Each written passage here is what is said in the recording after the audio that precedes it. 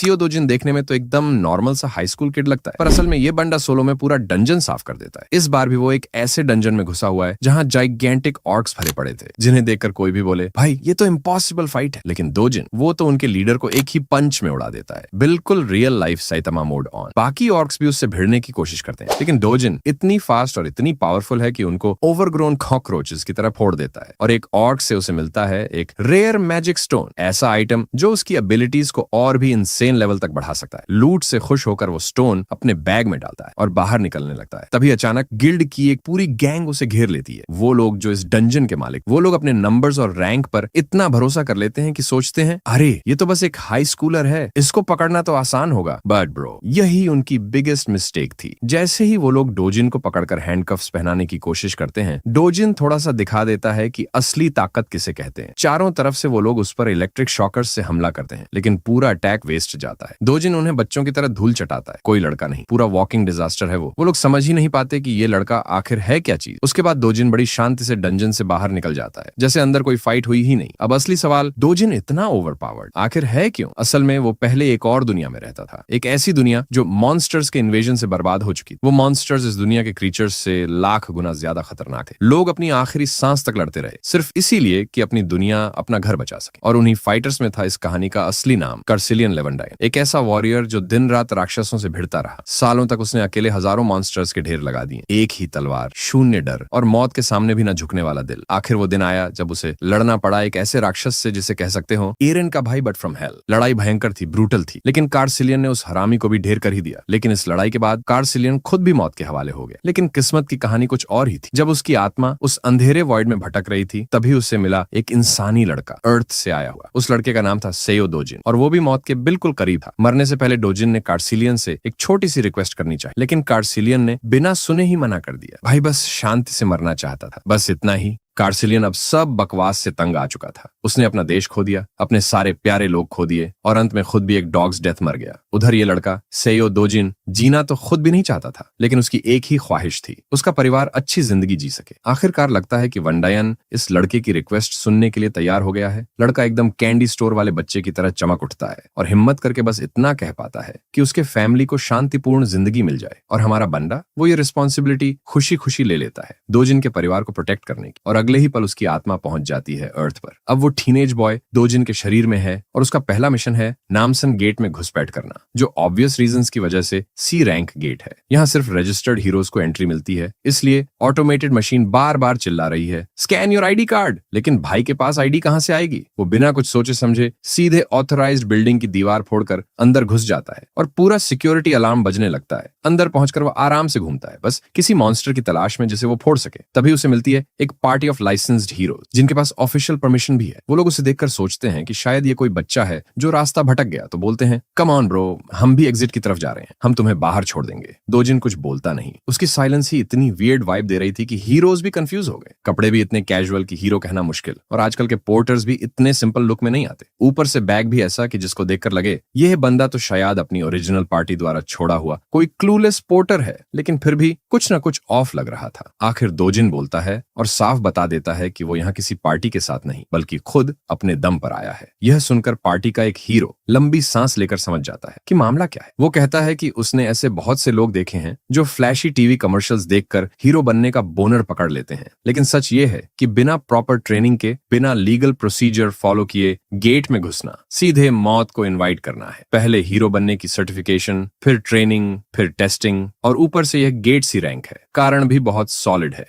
अगर कोई नया रूकी अभी अभी हीरो बनने का करियर शुरू कर रहा है, तो उसे सीधे एफ रैंक गेट की तरफ भागना चाहिए, वरना जान से हाथ धो बैठेगा। लेकिन यहाँ ये हीरो साहब इतनी देर से फालतू ज्ञान उड़ेल रहा था, और दोजिन उसे बिल्कुल साफ बोल देता है कि उसे किसी की हेल्प की जरूरत नहीं है। अब नेचुरली हीरोज की पूरी पार्टी हक्का बक्का रह जाती, क्योंकि ये किड इतने कोल्ड टोन में उनको ही क्लैप बैक कर रहा था। आखिर वो लोग तो हेल्प करने आए थे। थोड़ा गुस्सा तो आता है, लेकिन उनके लीडर ने सबको शांत कर दिया। अगर ये हेल्प नहीं चाहता तो रहने दो, लाइफ खुद सिखा देगी। लीडर पूरा कॉन्फिडेंट था कि ये लड़का जल्द ही समझ जाएगा कि किसी समझदार इंसान की बात को इग्नोर करना कितना भारी पड़ सकता है। उन्हें उम्मीद थी कि गेट की क्रूरटी उसे असल रियलिटी दिखाएगी, वो वाली रियलिटी जो टीवी शो कभी नहीं दिखाते, जहां हीरो बनना किसी सेकंड कमिंग ऑफ क्रिस्ट जैसा लगता है। डोजिन आगे बढ़ता है और थोड़ी देर में उसे सामने दिखता है एक जेंट टॉल, जो उसे देखकर ऐसे घूर रहा था जैसे अभी यही निकल जाएगा। मॉन्स्टर ने एक भारी अटैक फेंका, लेकिन वो सिर्फ जमीन पर लगा, क्योंकि डोजिन इतनी फास्ट मूव कर गया कि ट्रोल को समझ ही नहीं आया कि ये हुआ क्या। फिर डोजिन ने अपनी मुट्ठी को कसकर घुमाया और एक डेवास्टेटिंग पंच मारा, इतना जबरदस्त कि ट्रोल का चेहरा लिटरली उड़ गया। Straight up one punch man plan omni man killing spree combo. Monster को मार गिराने के बाद आता है सबसे सेटिस्फाइंग हिस्सा, लूट टाइम बेबी। पहले वो मॉन्स्टर की तलवार उठाता है, फिर उसी तलवार से उसके शरीर को चीर कर निकालता है एक चमकता हुआ जेम्स स्टोन। ये बस एक लो ग्रेड मैजिक स्टोन था, इतना बेकार कि पिछली जिंदगी में डोजिन ने कभी इन्हें छूना तक पसंद नहीं किया, लेकिन अभी वो पूरा कंगाल है तो जो मिले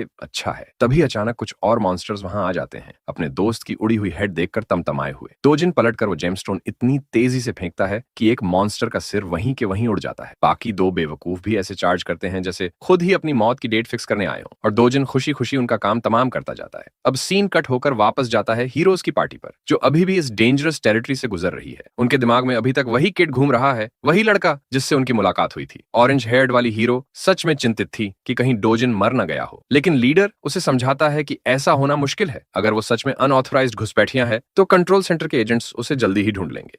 कंट्रोल सेंटर के एजेंट्स हमेशा बी रैंक या उससे ऊपर के होते हैं, और चूंकि ये गेट सिर्फ सी रैंक है, लीडर कॉन्फिडेंटली बोल देता है इस किड का यहाँ मरना लगभग असंभव है। जब तक वो लड़का बेवकूफी में मॉन्स्टर्स पर सीधा नहीं टूट पड़ता, उसकी जान को कोई खतरा नहीं। बाल्डी भी लीडर की बात मान जाता है, उसे पूरा यकीन है कि वो एरोगेंट ब्रैट अभी कहीं डर के मारे कांप रहा होगा, बस एजेंट्स का इंतजार कर रहा होगा कि कोई आए और उसकी एस बचाए। लेकिन असली कहानी तो पूरी उल्टी चल रही है। डोजिन ही उन प्लस साइज्ड सैंडबैग्स यानी मॉन्स्टर्स को डरा कर रख रहा है। एक पंच और शिकार टपक जाता है। वो इतनी स्पीड से मूव कर रहा है कि मॉन्स्टर्स उसे छू भी नहीं पा रहे। किसी की तलवार का वेट क्या ही नुकसान करेगा जब वो उन्हें छू तक नहीं सकते। वो एक बेवकूफ मॉन्स्टर के बिल्कुल पीछे टेलीपोर्टेड जैसे प्रकट होता है और इतनी जोरदार किक मारता है कि उस दैत्य का पूरा सिर फटाखे की तरह उड़ जाता है। सारे चिंडी मॉन्स्टर्स गिरते ही वो उनकी तलवारें उठाकर उनके शरीर से स्वीट मैजिक स्टोन्स हार्वेस्ट करने लगता है, सब अपने लिए, कोई शेयरिंग नहीं। कुछ देर बाद उसका बैग स्टोन्स से भर चुका है और वो वापस लौटने की सोचता है, पर ऑनेस्टली आज की ग्राइंड उसे बिल्कुल पसंद नहीं आई। सारे लो ग्रेड जेम्स, बैग में लिटरल डेड वेट भर गया है। तभी आखिरकार कंट्रोल सेंटर का एक एजेंट उसे स्पॉटिंग कर लेता है और बाकी सूटेड दोस्तों को बुलाता है। डोजिन मुड़ भी नहीं पाता कि ये लोग पहले ही उसे एक ठंडी यूर इन डीप ट्रबल वाली स्टेयर दे रहे होते हैं। ऑफिसर उसे बताते हैं कि वो गेट कंट्रोल सेंटर से है और उसे अपना हीरो रजिस्ट्रेशन कार्ड दिखाना चाहिए। अगर वो अनरजिस्टर्ड है तो उसे उनके साथ चलना पड़ेगा। डोजिन थोड़ा अनश्योर पड़ता है और यही हेजिटेशन सूट्स को और भी टेंस कर देता है। उनका टोन एकदम कोल्ड और स्ट्रिक्ट हो जाता है। प्रॉपर प्रोसीजर फॉलो करो, कोऑपरेट करो। लेकिन डोजिन के चेहरे पर तो साफ लिखा है, भाई ये अननेसेसरी ड्रामा मत करो। उसका पूरा मूड खराब हो चुका है। वो बहस करने के मूड में नहीं तो बस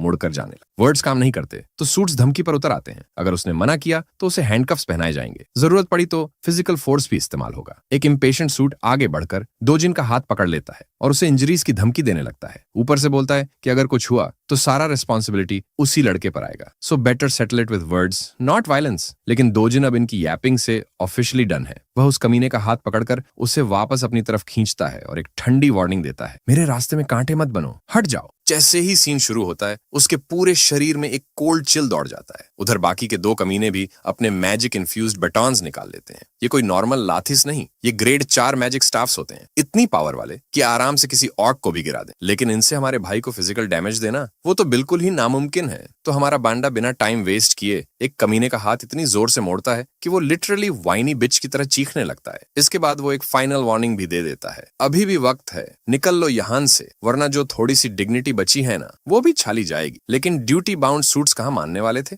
मजबूर होकर वायलेंस पर उतर आते हैं। वो पूरी कोशिश करते हैं कि किसी तरह अपने मैजिक स्टाफ से उसे टैग कर दें। तभी हमारा बांडा एक को पीछे से क्रशिंग ब्लो मारता है और दूसरे के पेट में सीधा घूंसा दे देता है। अब बचता है सिर्फ वो चश्मिश वाला बंदा, लास्ट मैन स्टैंडिंग। बंदा क्लियरली समझ जाता है कि अब उसकी बारी है और टेंशन में आ जाता है। और तभी डोजिन अचानक से ब्लर होकर हवा में गायब हो जाता है, लिटरली डिसअपीयर। पुअर बास्टर्ड तो वही पैनिक कर जाता है। फिर नेक्स्ट सेकंड एक स्नीकी पंच सीधा उसके पेट में लगता है और वो दर्द से पीछे की ओर लड़खड़ा जाता है। लगता है डोजिन अब इस कांस्टेंट बुलशिट से तंग आ चुका है, एजेंट्स, पंगे, चेस, सबसे। इसीलिए फाइनली उसके दिमाग में आता है कि हीरो रजिस्ट्रेशन कर ही लेना चाहिए। एजेंट भी टुरेंट समझाता है, एज लॉन्ग एज टू कोई इलीगल या शेडी काम नहीं करेगा, एजेंट्स तुझे चेज नहीं करेंगे। दोजिन को क्यूरियोसिटी होती है, ये रिफ्ट होता क्या है, और ये सिंपल सा सवाल भी एजेंट को मोमेंटरीली ब्लैंक कर देता है। चलो एक क्विक कॉन्टेक्स्ट। इस दुनिया में मल्टीपल पैसेजेस हैं जो एक दूसरे वर्ल्ड से कनेक्टेड होते हैं, जहां अजीब मॉन्स्टर्स रहते हैं। इन पैसेजेस से मॉन्स्टर्स का गेमस्टोन लूट मिलता है, जिसे एनर्जी सोर्स की तरह यूज किया जाता है। इसलिए गवर्नमेंट इन पैसेजेस को फुल कंट्रोल में रखती है। हर वो पैसेज जो गवर्नमेंट कंट्रोल करती है या हीरो एंट्री के लिए ओपन होता है, उसे गेट कहते हैं। और जो पैसेजेस ओपन या कंट्रोल्ड नहीं होते, उन्हें कहते हैं रिफ्ट्स। अब वापस दोजिन पे आते हैं। बेचारे को इरिटेट इसलिए होता है क्योंकि ये सूट्स हर जगह उसके पीछे पड़े रहते हैं, चाहे वो किसी भी गेट से गुजरे। एजेंट समझाता है, भाई लोग, जब भी कोई अनरजिस्टर्ड हीरो बिना परमिशन गेट में घुसता है, कंट्रोल सेंटर को ऑटोमेटिक अलर्ट चला जाता है और फिर एजेंट्स को तुरंत वहां भेज दिया जाता है। और रही बात रिफ्ट एंटर करने की, एजेंट साफ बोल देता है कि रिफ्ट्स कोई आसान एंट्री पॉइंट्स नहीं होते। रिफ्ट में घुसना मतलब सीधा सख्त पनिशमेंट बुलाना, ना कोई वार्निंग, ना कोई प्ली डील। लेकिन दोजिन को इन बातों से जीरो मतलब था। उसने उस बेचारे एजेंट का चेहरा पकड़ा और उसे ऐसे फेंक दिया जैसे कोई ट्रैश बैग हो। अब वो पुअर एजेंट पछता रहा था कि काश उसने पहले ही हेडक्वार्टर्स को कॉल कर दिया होता। ये पूरा मामला उसके पे ग्रेड से बहुत ऊपर था। दोजिन जाते जाते उसे एक आखिरी बार घूरता है, सोचता है कितना वीकलिंग है ये। वो कमजोर एजेंट शायद हाथ तोड़वा बैठा था, फिर भी जोर जोर से धमकियां दे रहा था कि वो डोजिन को पकड़कर बिहाइंड बार्स चलवा देगा। सीन कट होकर आता है सोल गैशन डिजिटल कॉम्प्लेक्स, ग्यूमचन डिस्ट्रिक्ट। ये विशाल बिल्डिंग अब हीरो कॉम्प्लेक्स कहलाती है। यहाँ मैजिक स्टोन्स और गेट्स से निकली हर चीज की ट्रेड्स होती हैं और आजकल तो जगह फुल बिजी रहती है। इसी जगह डोजिन एक स्टोर की तरफ बढ़ रहा होता है जहाँ मैजिक स्टोन्स खरीदे बेचे जाते हैं। अंदर पहुंचते ही उसका स्वागत एक टिपिकल जीन्सी बंदे से होता है जो इंस्टा रील्स में दिमाग सड़ा रहा था। डोजिन के स्टोन्स बेचने की बात करते ही दुकानदारी चालू। ओनर तुरंत अपनी दुकान की तारीफें शुरू कर देता है कि उनके रेट्स पूरे देश में सबसे हाई हैं। दोजिन लो ग्रेड जेम जिन पर मॉन्स्टर का खून लगा था काउंटर पर डाल देता है। मालिक का चेहरा एकदम खट्टा पड़ जाता है, जैसे किसी ने पीछे से ठोक दिया हो। खून देखकर उसे घिन आ रही थी, फिर भी कंप्लेंट नहीं करता और प्रोसेस शुरू कर देता है। पूछता है, कॉफी चाहिए? थोड़ी देर बाद डोजिन आराम से कॉफी पी रहा होता है और ऑनर बड़े ध्यान से स्टोन को साफ कर रहा होता है। आखिर में हिसाब निकलता है 12 लो ग्रेड, 16 मीडियम ग्रेड और 5 अपर plus lower grade stone. 40% commission काटकर डोजिन को मिलेंगे, करीब 5.5 मिलियन वॉन। लेकिन भाई को 40% देना बिल्कुल फेयर नहीं है लगता है। शिकारी वो, मेहनत उसकी, फिर ये बंदा आधा पैसा लेने की सोच भी कैसे सकता है? ओनर फिर भी शान से बोलता है कि वो तो एहसान कर रहा है क्योंकि बाकी सारे कॉम्पिटिटर्स तो 45% या उससे भी ज्यादा काटते हैं। वो दुकानदार इतना ओवर कॉन्फिडेंट था कि बोल देता है अगर दोजिन को प्राइस पसंद नहीं तो स्टोन्स वापस ले जाए, क्योंकि उसके हिसाब से उससे ज्यादा कोई देने वाला है ही नहीं, या फिर यही उसका बड़ा दावा था। लेकिन हमारा लड़का इस ट्रैप में फंसने वाला नहीं था। वो तुरंत अपने प्रेशियस स्टोन्स वापस बैग में भरने लगता है। अपनी चालें फेल होती देख वो घटिया दुकानदार दोजिन का हाथ पकड़ लेता है और पैसे मांगने लगता है, 30,000 वोन एप्रिसल के और ऊपर से 10,000 कॉफी के। साथ ही रोना शुरू की ब्लड साफ करने में उसका एक्सपेंसिव टॉवल भी खराब हो गया। सब जोड़कर उसका हिसाब कहता है दोजिन उसे करीब 3,50,000 वोन देता है। लेकिन भाई बिल्कुल नहीं मानता। वो ऐसी बकवास डिमांड्स का 1 इंच भी जवाब देने वाला नहीं था। कुछ न चलते देख वो दुकानदार अब स्ट्रीट लेवल थ्रेट्स पर उतर आता है। बोलता है उसके पास सी क्लास हीरो है जो उसकी गार्ड टीम है। और तभी पीछे का दरवाजा खुलता है। 3 मोटे तगड़े बंदे अंदर आते हैं, पूछते हुए कि किसने बुलाया। अगर कोई ट्रबल कर रहा है तो वो उसको संभाल लेंगे। दोजिन बस ठंडी धारदार नजर मारता है दुकानदार को और दुकानदार भी उसी इंटेंसिटी में स्टेयर बैक करता है। कुछ सेकंड के लिए ही सीन कट होता है और मालिक का चेहरा अब पूरा पसीने में भीगा, डरा हुआ नजर आता है। अभी थोड़ी देर पहले खुद को मेन कैरेक्टर समझ रहा था, लेकिन दोजिन ने उसकी 3 पिग गार्ड्स को बिना एक पसीना बहाए उठाकर पटक दिया। अब साफ हो गया कि असली एमसी कौन है। फिर डोजिन काउंटर पर जाता है और प्यारे से स्माइल के साथ कमीशन को सीधा 1% पर नेगोशिएट कर देता है। और ऑब्वियसली जब दोजिन जैसी आंखें सीधे तुम्हारी सोल में घुस रही हो तो बार्गेन करने की हिम्मत किसकी होती है? डील हो जाती है और वो पूरा माल जो उसने पसीने से नहीं फिस्ट से कमाया लेकर बाहर निकल जाता है। एक मोटा सा नोटों का बंडल उसके हाथ में चमक रहा। घर पहुंचते ही उसकी दादी और बहन दोनों अमाउंट देखकर दंग रह जाती। ग्रैंडमा पा को तो शक होने लगता है कि शायद पैसे फेक हों, लेकिन डोजिन तुरंत झूठ कर देता है। कहता है उसने किसी दोस्त को लोन दिया था जिसने बिजनेस शुरू किया और अब अच्छा चल रहा है। दादी को पता भी नहीं होता कि उसका पोता किसी दोस्त के नाम पर झूठ ही मार रहा है। थोड़ी पूछताछ के बाद ग्रैंडमा चुप हो जाती है, कम से कम बड़े सवालों पर तो। उधर उसकी छोटी बहन अपने बड़े भाई पर पूरी तरह से फूली नहीं समा रही, क्योंकि अब उनके घर में फाइनली मनी रेन हो रही थी। भाई अपने छोटे बहन के सिर पर हाथ फेरता है और उसे ड्रीम दिखाता है कि अब से उनकी life full on luxury mode में जाएगी। छोटी तो बस खुशी से उछल रही थी, आखिर अमीर बनने का सपना पूरा जो हो रहा था। उसे इतना खुश देखकर दोजिन को एहसास होता है कि वो उस वादे को पूरा करने की तरफ बढ़ रहा है जो उसने एक बार किया था। उसे वो आखिरी वर्ड्स याद आते हैं उस बॉडी के असली मालिक के, जिसका डाइंग विश था कि उसकी ग्रैंडमा और उसकी हाफ सिस्टर यूनियोंग हमेशा सुरक्षित और खुश रहें। वो बेचारा तो गायब ही हो गया इससे पहले कि डोजिन कुछ कह पाता, और जब वो जागा वो बन चुका था एसईओ डोजिन। अब उसका एक ही मिशन है, इस छोटी फैमिली को सुरक्षित और कंफर्टेबल लाइफ देना। इसके लिए वह चाहता है कोरिया का सबसे सुरक्षित घर खरीदना, जिसकी कीमत है पूरे 110 अरब वॉन। और पैसे कमाना उसके लिए मुश्किल नहीं, बस अपनी ओरिजिनल स्ट्रेंथ वापस आ जाए। ये दुनिया काफी हद तक उसकी बर्बाद हुई ओल्ड दुनिया जैसी है, बस फर्क ये है कि यहाँ के रिफ्ट्स, गेट्स और मॉन्स्टर्स थोड़े कमजोर हैं। एक ऐसे आदमी के लिए जिसे अपनी पिछली जिंदगी में सोर्ड गॉड कहा जाता था। ये दुनिया तो बस एक छोटा सा सैंड बॉक्स है। अभी तक वो अपनी असली पावर का सिर्फ 1/10 इस्तेमाल कर रहा था। तभी दरवाजे पर नॉक होती है। कोई एसईओ डोजिन से मिलना चाहता है। भाई उठकर दरवाजा खोलता है। बाहर 2 थग्स खड़े होते हैं। ये लोग पैसे वसूलने आए थे, पूरे 48 मिलियन वॉन की इनसेन डिमांड लेकर। डोजिन समझ जाता है कि ये पक्के लोन शार्क्स हैं। असल एसईओ डोजिन ने अपनी ग्रैंडमा के हॉस्पिटल बिल्स के लिए बस 5 मिलियन वॉन उधार लिया था, लेकिन ये गधे लोग इतना इंटरेस्ट जोड़ चुके हैं कि अमाउंट 10 गुना हो गई। उन्हें भी पता है कि डोजिन गेट्स से पैसा कमा रहा है, क्योंकि सब कॉन्ट्रैक्ट में लिखा है। सो दे वांट हिम टू पे अप, लेकिन रिपेमेंट में उन्हें मिलता है सिर्फ एक जॉ शैटरिंग मुक्का।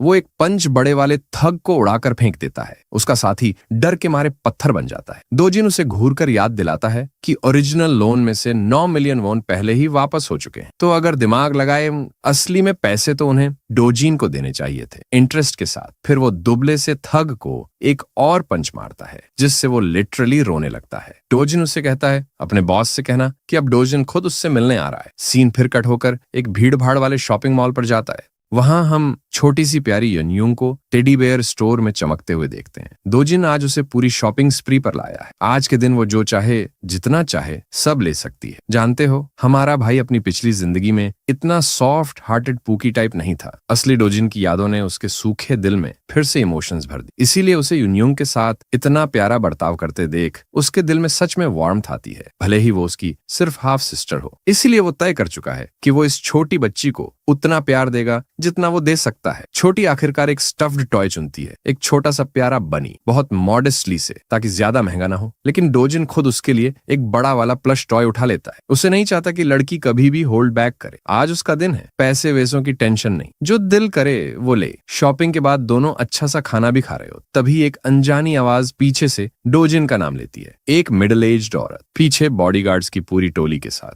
हल्की मोटी सा दिखने वाली ये मिल्फ टाइप औरत सीधा वही टिपिकल ट्रैश टॉक शुरू कर देती है। पहले तो वो डोजिन की ड्रेसिंग सेंस पर तंज कसती है, फिर छोटी लड़की को घूरते हुए पूछती है कि ये कौन है, और तो और सीधे बोल देती है किसी को प्रेग्नेंट करके बच्ची पैदा की होगी, जैसे तेरी माँ ने तुझे पैदा किया था। ये सुनकर किसी का भी दिमाग फट जाए। हमारा लड़का तो और भी भड़क जाता है। उधर यूनियोंग को तो समझ ही नहीं आ रहा कि ये आंटी आखिर है कौन और रैंडम पंगा क्यों ले रही है। मिल्फ फिर यूनियोंग की तरफ मुड़कर उसका नाम पूछती है। लड़की धीरे से कहती है ली यूनियोंग। ये सुनते ही उसे पता चल जाता है कि ये डोजिन की बहन है। आदत से मजबूर वो यूनियोंग के कपड़ों पर भी ताना मार देती है, कहती है कि वो मैस लग रही है, यहाँ तक कि वो उनकी मरी हुई माँ पर भी तंज कस देती है। और ये सब डोजिन की नसों में आग लगा रहा था, लेकिन न जाने क्यों वो खुद को रोके हुए थे। उस औरत की नीच हरकतों पर रिएक्ट नहीं कर रहा था। औरत भी हैरान थी कि डोजिन अभी तक शांत कैसे है। फिर ये घटिया औरत एक कदम और नीचे गिर जाती है और एक छोटे बच्चे से हार्लेट का मतलब पूछने की कोशिश करती है। बस यही आखिरी सीमा थी। डोजिन फट से टूट पड़ता है और उसे सुनाता है, तू जैसे अगली लोग तो सीधा ऑर्क्स की ट्राइब से आते हैं।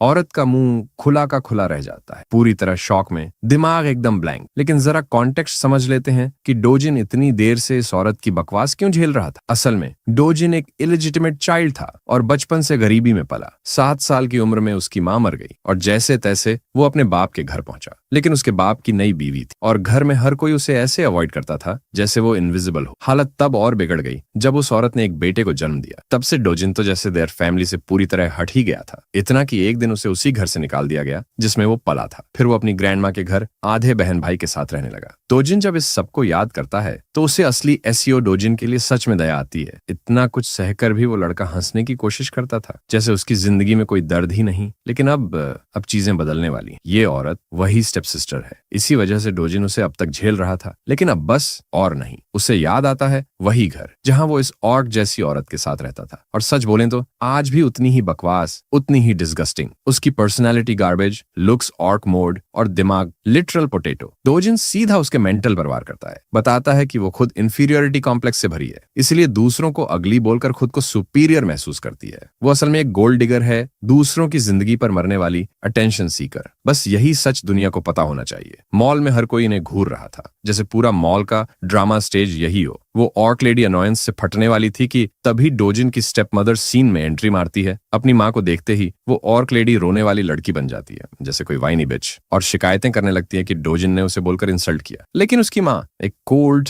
किलर ग्लेयर से उसे चुप करवा देती है। नॉट गना लाई, भाई की स्टेप माम तो सच में नेक्स्ट लेवल है। पहले तो मुझे लगा था ऑर्क लेडी ही उसकी स्टेप माम है, लेकिन नहीं, ये तो हॉट मामा निकली। फिर वो डोजिन की तरफ गर्मजोशी से मुस्कुराती है, इतनी फेक स्वीटनेस कि चींटी भी डायबिटीज से मर जाए। वो उसे घर वापस आने का निमंत्रण देती है, जैसे सब कुछ नॉर्मल हो। फन हैंग आउट वगैरह की बात करती है, लेकिन हमारा लड़का बहुत अच्छी तरह जानता है ये सब दिखावा है, क्योंकि असल में 12 साल तक उसे सबसे ज्यादा तकलीफ इसी औरत ने दी थी। वो औरत उसके पास्ट के घाव फिर से कुरेदने लगती है, चीजें याद दिलाती हैं जिन्हें डोजिन भूलना चाहता है। डोजिन का चेहरा अचानक पूरी तरह सीरियस हो जाता है। उसने साफ साफ कह दिया, भाग यहां से। किसी बड़ी उम्र वाली औरत को ऐसे सुना देना, उसकी इज्जत का तो सत्यानाश हो गया। मैडम बस घूमी और जितनी बची खुची इज्जत थी वही लेकर निकल ली। सच में उसे जरा भी उम्मीद नहीं थी कि डोजिन ऐसे ताबड़तोड़ जवाब देगा। वो सोच रही है, क्या ये वही लड़का है जो पहले बिना वजह थप्पड़ खाने पर भी सिर झुका लेता था? उसकी बकचोदीबाज बेटी भी पीछे पीछे निकल ली, और उनके बगल में खड़े बॉडीगार्ड्स भाई पूरे टाइम मूक दर्शक, जैसे चलती फिरती डमीज। खैर, अब वापस आते हैं हमारे बंदे पर। इन दो चुड़ैलों ने पूरा मूड खराब कर दिया था, तो डोजिन भी निकलने की तैयारी करता है। लेकिन याद रहे, उसके रिएक्शन का एक ही मकसद था, ये बताना कि पुराना दब्बू सीओ डोजिन अब नहीं रहा। अब उस घर की गंदगी को ये बात समझनी ही पड़ेगी। कट्टू, एक मर्सिडीज धड़ाधड़ सड़क पर दौड़ रही है। अंदर बैठी हैं वही माँ बेटी की बकवास जोड़ी। बेटी आग बबूला, माँ आपने उसे कुछ बोला क्यों नहीं? माँ का गुस्सा तो अलग ही लेवल पर है। वह अपने मैनेजर से पूछती है, डोजिन जिंदा कैसे है?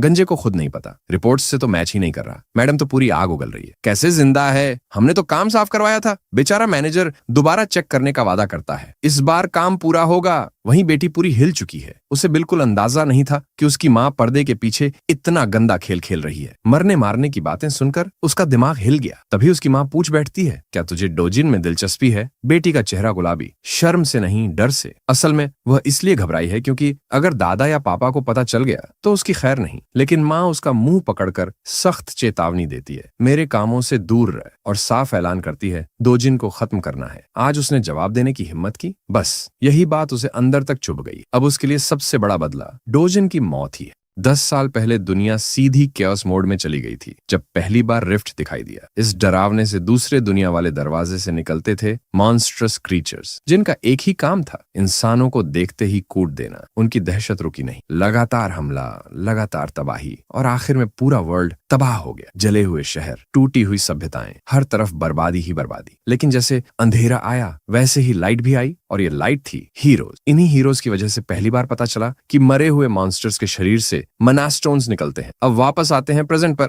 डोजिन रास्ते में चलते चलते याद कर रहा है कि कैसे मनास्टोन्स ने पूरी दुनिया की एनर्जी सिस्टम ही बदल दी। कंट्रीज ने रिफ्ट्स पर कब्जा जमाना शुरू कर दिया क्योंकि रिसोर्सेज वहीं से मिलते थे। आज की दुनिया पूरी तरह गेट्स और हीरोज पर डिपेंड करती है, और इसी वजह से हीरो बनना सबसे ज्यादा पैसा कमाने वाली प्रोफेशन बन गया है। रेगुलर हाई सैलरी बस हीरो बनने से ही पॉसिबल है। डोजिन अपने डेस्टिनेशन पर पहुंच गया, योंगडुंगपो HCS कैपिटल एस्टेब्लिशमेंट। हाँ, नाम थोड़ा टंग ट्विस्टर है, पर जल्द ही समझ आ जाएगा कि वो यहाँ क्यों आया है। बिल्डिंग में घुसते ही उसे दिखते हैं बॉस और उसके यूजलेस गून्स, पूरे लोकल गैंगस्टर वाइब्स, जैसे किसी को डराने आए हो। लेकिन हमारा भाई फुल चिल में खड़ा है। बॉस सिगरेट बुझाता है और एटीट्यूड में पूछता है, इतनी हिम्मत, हमारे गुंडों की धुलाई भी की और ऊपर से यहाँ मुंह भी दिखाने आ गया। डोजिन को जरा भी फर्क नहीं पड़ता, वो सीधा बोल देता है, असल में तो वही नुकसान में है। बॉस की तो दिमाग की रैम ही क्रैश हो गई। कौन सा नुकसान? तब हमारा भाई साफ बता देता है, मैं अपना कॉम्पेंसेशन लेने आया हूँ। तुम्हारे इन जोकरों की वजह से मुझे मेंटल, फिजिकल और मटेरियल तीनों तरह का डैमेज हुआ है। अब उसका हिसाब चाहिए। उसकी बात सुनकर बॉस को साफ दिख जाता है, ये डोजिन पहले वाला नहीं है। ना वो सॉफ्ट स्पोकन लड़का, ना वो दब्बू इंसान। कुछ बहुत बड़ा बदल चुका है हमारे बंदे में। अब बात साफ है, ये वही लड़का है जिसने इनके भेजे गए पूरे लैकीज की ऐसी तैसी करके वापस भेजा था। सब चीजें देखकर बॉस की एक ही थ्योरी बनती है, एसईओ डोजिन ने गेट के अंदर कोई रेयर टाइप की अवेकनिंग हासिल कर ली है। ये जानते हुए भी बंदा अपनी फेक एरोगेंस नहीं छोड़ता। वो डोजिन को बोलता है कि उसकी ये नई नई कॉन्फिडेंस ही एक दिन उसकी बर्बादी बनेगी। कितना बड़ा हाइपोक्रिट है, उल्टा हमारे भाई को ओवर कॉन्फिडेंट बोल रहा है और अपने पॉइंट को प्रूव करने के लिए पीछे से एक पूरा ग्रम्पी मैन का स्क्वाड खड़ा कर देता है ताकि डर बना सके। लेकिन भाई सोर्ड गॉड की नजर से देखें तो ये सारे लड़के तो कीड़े मकौड़े लगते हैं। बॉस फिर भी बकचोदी जारी रखता है, कहता है अवेकेंड लोग भी आखिर में लो क्लास हीरोज की तरह मर जाते हैं और उसकी ऑर्गेनाइजेशन तो एक डी क्लास हीरो को जूते की तरह कुचल सकती है। उधर डोजिन आराम से सोफे पर बैठा है, 5 लोगों की डेथ स्टेयर को फुल इग्नोर मोड में, और बिना कोई इमोशन दिखाए वो सीधे बॉस को कमांड देता है, बैठ जा वापस। बॉस की तो बोल्टी बंद। इस लड़के का टोन देख के हैरान। डोजिन की सीरियस आंखें बता रही हैं, मैं अभी खत्म नहीं हुआ। इतने में एक बंदे की हिम्मत फूट पड़ती है, वो हमारे भाई को चैलेंज करने के लिए आगे बढ़ता है। डोजिन बड़े मजे से अपनी ग्लासेस उतारता है और अगला ही मोमेंट भाई उसके मुंह पर Mike Tyson ballistic universal machine gun rocket punch 9000 जड़ देता है। साला उड़ ही गया। बाकी 4 बंदे सीन फ्रीज में खड़े, ये क्या हुआ, और मजा यहीं खत्म। डोजिन एक एक करके उनकी बैटरी निकाल देता है, दूसरा बंदा भी हवा में उड़ जाता है। सबसे कमाल की बात, इनकी धुलाई करते हुए भी भाई पूरे काल्म मोड में अपनी बात समझा रहा है। साइड बाय साइड एक्सपोज भी करता जा रहा है कि उनका ये मनी लेंडिंग बिजनेस सिर्फ कवर है, असली काम है काउंटरफिट आईडीज का शेडी काम। एक ऑरेंज हेयर्ड पंक को पंच मारते हुए वो पूरा सच सामने रख देता है और आखिर में बॉस की तरफ देखकर बोलता है मुझे एक हीरो आइडेंटिटी चाहिए, ऑफिशियली रजिस्टर्ड होना है और लेजिट पैसे कमाने हैं। आखिरी बंदे का वार डोजिन ऐसे डॉज करता है जैसे ये कोई वार्म अप हो। अगले ही सेकंड भाई उसे ट्रिपल पावर वाला प्यार लौटाते हैं बस। और इसी तरह पूरी गैंग को डोजिन ने अपनी स्पेशल स्लीपिंग रूटीन पर भेज दिया। 100% सफलता दर। अब भाई अपनी डिमांड आगे रखता है, उसे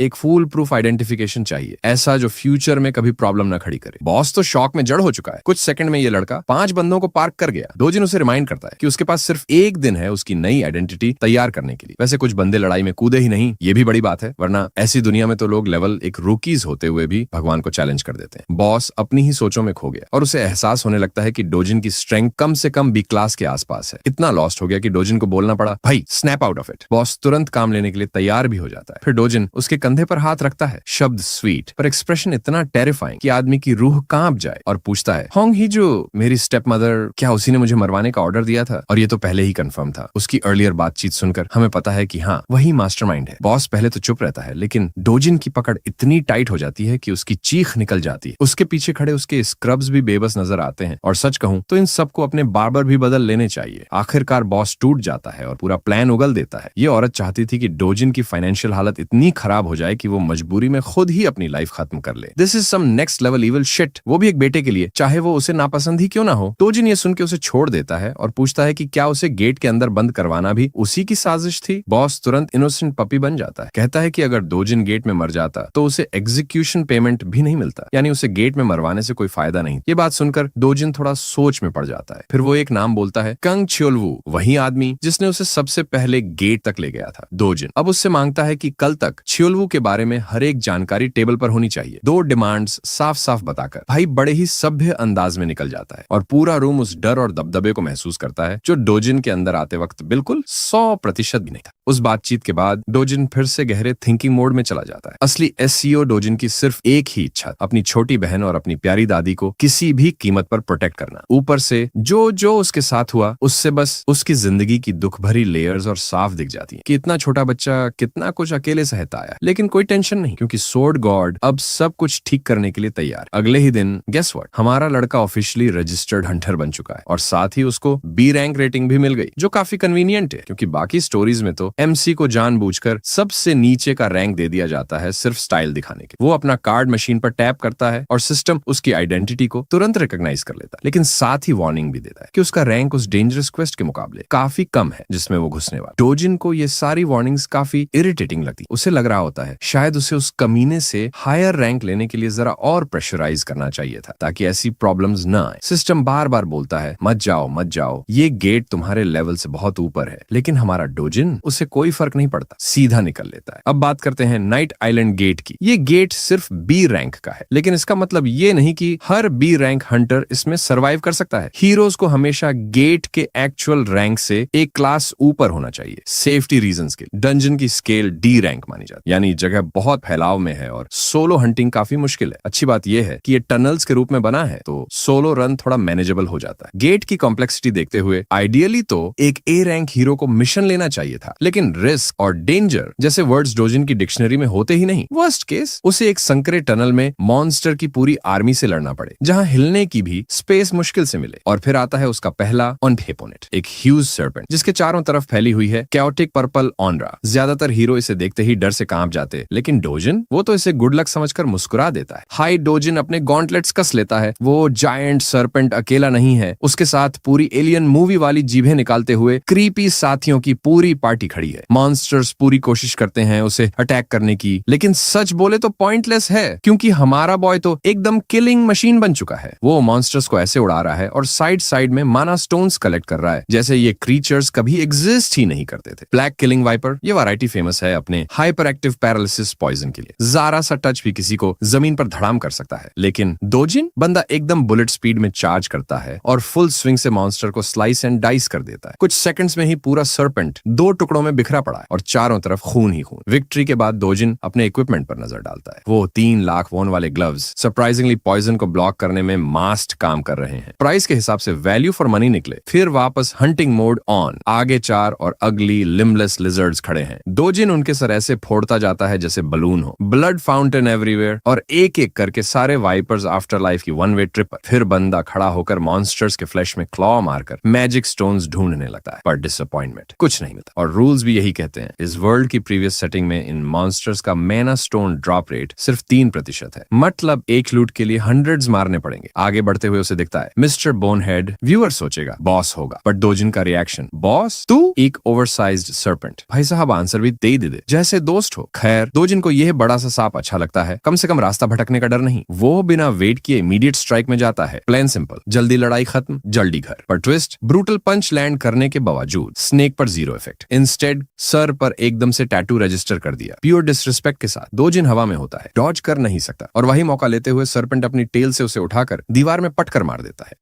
डोजिन जमीन पर धड़ाम से गिरा पड़ा है और शायद इस क्रैश लैंडिंग ने उसे एक सॉलिड रियलिटी चेक दे दिया कि बॉस मॉन्स्टर बिल्कुल बाकी वाइपर्स जैसा नहीं है। सामने खड़ा वो जायंट सर्पेंट अपने पॉइजनस फैंग्स बाहर निकालकर ऐसे हिस करता है जैसे एवरेज गर्लफ्रेंड जब भूखी हो। बॉस मॉन्स्टर उसे चबाने के लिए डाइव मारता है, लेकिन डोजिन लास्ट सेकंड पर साइड हो जाता है। इवेजन का पूरा मोमेंटम यूज करके वो वापस घूमा और एक पावर पंच जड़ दिया, जिससे मॉन्स्टर के हार्ड शेल पर और गहरी क्रैक्स पड़ जाती है। इस सेकंड अटैक के बाद एक बात साफ हो जाती है, बॉस का आउटर शेल असामान्य रूप से टफ है। इतना टफ कि डोजिन अपने करंट लेवल पर एक ही वार में इसे पियर्स नहीं कर सकता। सिचुएशन उलटी पड़ जाती और वो सोचना शुरू करता है कि स्ट्रेटेजी बदलनी पड़ेगी। अगर वो अपने original strength sword God form में होता तो इस बीस्ट को वो फ्लोर मॉप की तरह साफ कर देता। तभी उसकी नजर पड़ती है उस फॉलन वॉरियर की सोर्ड पर, जो बॉस से लड़ते लड़ते जान दे गया। और यही वो मोमेंट है जहां व्यूअर्स समझते हैं वो सोर्ड गॉड कहलाता है, फिस्ट गॉड नहीं। सोर्ड लठ जैसी खराब हालत में है, लेकिन डोजिन मानता है ब्लेड की वैल्यू उसके विल्डर से होती है। वो टूटी फूटी तलवार उठाता है, उसे हाथ में घुमाता है और उसी कॉन्फिडेंस के साथ मॉन्स्टर की तरफ बढ़ता है। बॉस एक बार फिर बिजली की स्पीड से झपटता है, लेकिन डोजिन हवा में उछलते हुए डिक्लेयर करता है, बी प्राउड, मैं तुम्हें सोर्ड से मारने जा रहा। सोर्ड की हालत भले ही खराब हो, लेकिन अगले ही पल डोजिन इतनी तेज चमकती हुई स्लैशेस बरसाता है कि पूरा स्नेक लिटरली एविसरेटेड हो जाता है। सीरियस लड़ाई का एंड एक मजेदार सीन में बदल जाता है। पीछे बॉस मर रहा है और सामने डोजिन की सोर्ड धूल में बदल रही। बॉस को खत्म कर लेने के बाद डोजिन एक स्मार्ट काम करता है जो आजकल के ज्यादातर प्रोटैगनिस्ट्स सोचते भी नहीं। वो मॉन्स्टर का एक फैंग तोड़कर अपने साथ ले जाता है। सोचता है थोड़ी रिफाइनमेंट के बाद ये एक बढ़िया शॉर्ट स्वॉर्ड मटेरियल बन सकता है। This is his reward for this hunt. Gate से बाहर निकलते ही रात हो चुकी है, तारे चमक रहे हैं। पता ही नहीं चला बी रैंक गेट में इतना टाइम निकल गया, बट इस पूरी फाइट ने उसके अंदर एक चीज पक्की कर दी, वह अपनी ओरिजिनल स्ट्रेंथ फिर से हासिल करेगा। पूरा पावर, पूरा हेल्थ, एकदम पुराना सोर्ड गॉड मोड। और एक छोटी सी खुशी भी, अच्छा हुआ उसके पुराने दोस्त इस वीक वर्जन को नहीं देख पाए, वरना ये तो फुल ऑन एम्बैरेसमेंट हो जाती। शिकार से लौटने के बाद वो मैजिक स्टोन्स की जांच करवाने और बेचने जाता है। उसके सामने एक और हीरो खड़ा है जो अपना बड़ा सा मैजिक स्टोन का ढेर जमा कराने आया है। सस्ता सा कमीना रिसेप्शनिस्ट उसे घास तक नहीं डालता और बताता है कि कमीशन रेट एक ही है, सीधे 40%। सीधा साधा लड़का भी तुरंत समझ जाता है कि यह रेट पूरी तरह लूट है। वो अपनी चिंता जताता है और खुद को एक सामान्य आदमी बताता है। रिसेप्शनिस्ट बिल्कुल वही बात दोहराता है जो उसने डोजिन से कही थी कि उनका रेट तो असल में सभी अप्रेजल सेंटरों में सबसे कम है। गेट सेंटर में रेट 5% है, लेकिन वो टैक्स के बिना है। इस बेईमान अप्रेजर की नजर में ये डील हीरोज के लिए बहुत बढ़िया कमाई करवाता। वो पैसे हीरो को थमा देता है, जो ज्यादा शिकायत नहीं करता, बस चिंतित होकर उसके बिगड़े हुए चेहरे के बारे में पूछता है। मजेदार बात यह है कि यह आदमी पिटाई खाने के बाद भी वही रटा रटाया डायलॉग बोल रहा है। वो इसे हल्का बनाकर कहता है कि एक साइकोपैथ ने पहले उसके गार्ड्स को उड़ा दिया और फिर उसे ये हालत। हीरो को लगता है ये तो रिसेप्शनिस्ट की गलती है कि उसने सी रैंक लेवल पर ऐसे घटिया गार्ड रखे हुए। आखिर उनके संसार में सिर्फ रैंक ही सब कुछ नहीं होता, स्किल भी बहुत बड़ा फैक्टर है। असल में रैंक किसी की असली क्षमता को ठीक से दर्शाती ही नहीं, इसे केवल सिस्टम बनाए रखने के लिए अपडेट किया जाता है। हीरो समझदारी से बताता है कि एक ही रैंक वाले लोगों की स्किल और क्षमताओं में बहुत अंतर होता है, इसलिए सबके साथ एक जैसा व्यवहार नहीं किया जा सकता। फिर फर्क है एक निकम्मे वॉच गार्ड में जो दुकान पर बैठा दिन काटता है और एक असली हीरो में जो रोज रोज जान जोखिम में डालकर राक्षसों का शिकार करता है। हालांकि ये आदमी उसे अच्छी सलाह दे रहा था, लेकिन रिसेप्शनिस्ट जैसे कोई जोकर हो, बस चाहता है कि वो चुप हो जाए और यहाँ से निकल जाए। हीरो भी चला जाता है। जाते जाते कहता है कि अगर कभी मदद चाहिए तो बता देना। इतने में हमारा लड़का वहीं से गुजरता है, हमेशा की तरह ठंडे चेहरे के साथ। उसे देखते ही रिसेप्शनिस्ट एकदम से सिहर जाता है और डर के मारे उछल पड़ता है। वह डोजिन की तरफ उंगली करके चिल्लाता है कि यही वो साइकोपैथ है जिसने उसका पूरा हुलिया बिगाड़ा। पीछे मुड़कर दोनों को देखते हुए हीरो असल में काफी प्रभावित हो चुका है। वह हमारे लड़के के दुबले पतले लेकिन बिल्कुल फिट शरीर को नोटिस करता है। फिर भी ये सुनकर कि उसने यहाँ के गार्ड्स को कचरा बना, वो खुद भी लड़ाई के लिए तैयार हो जाता है, पूछते हुए कि क्या यही वो मुसीबत खड़ी करने वाला है।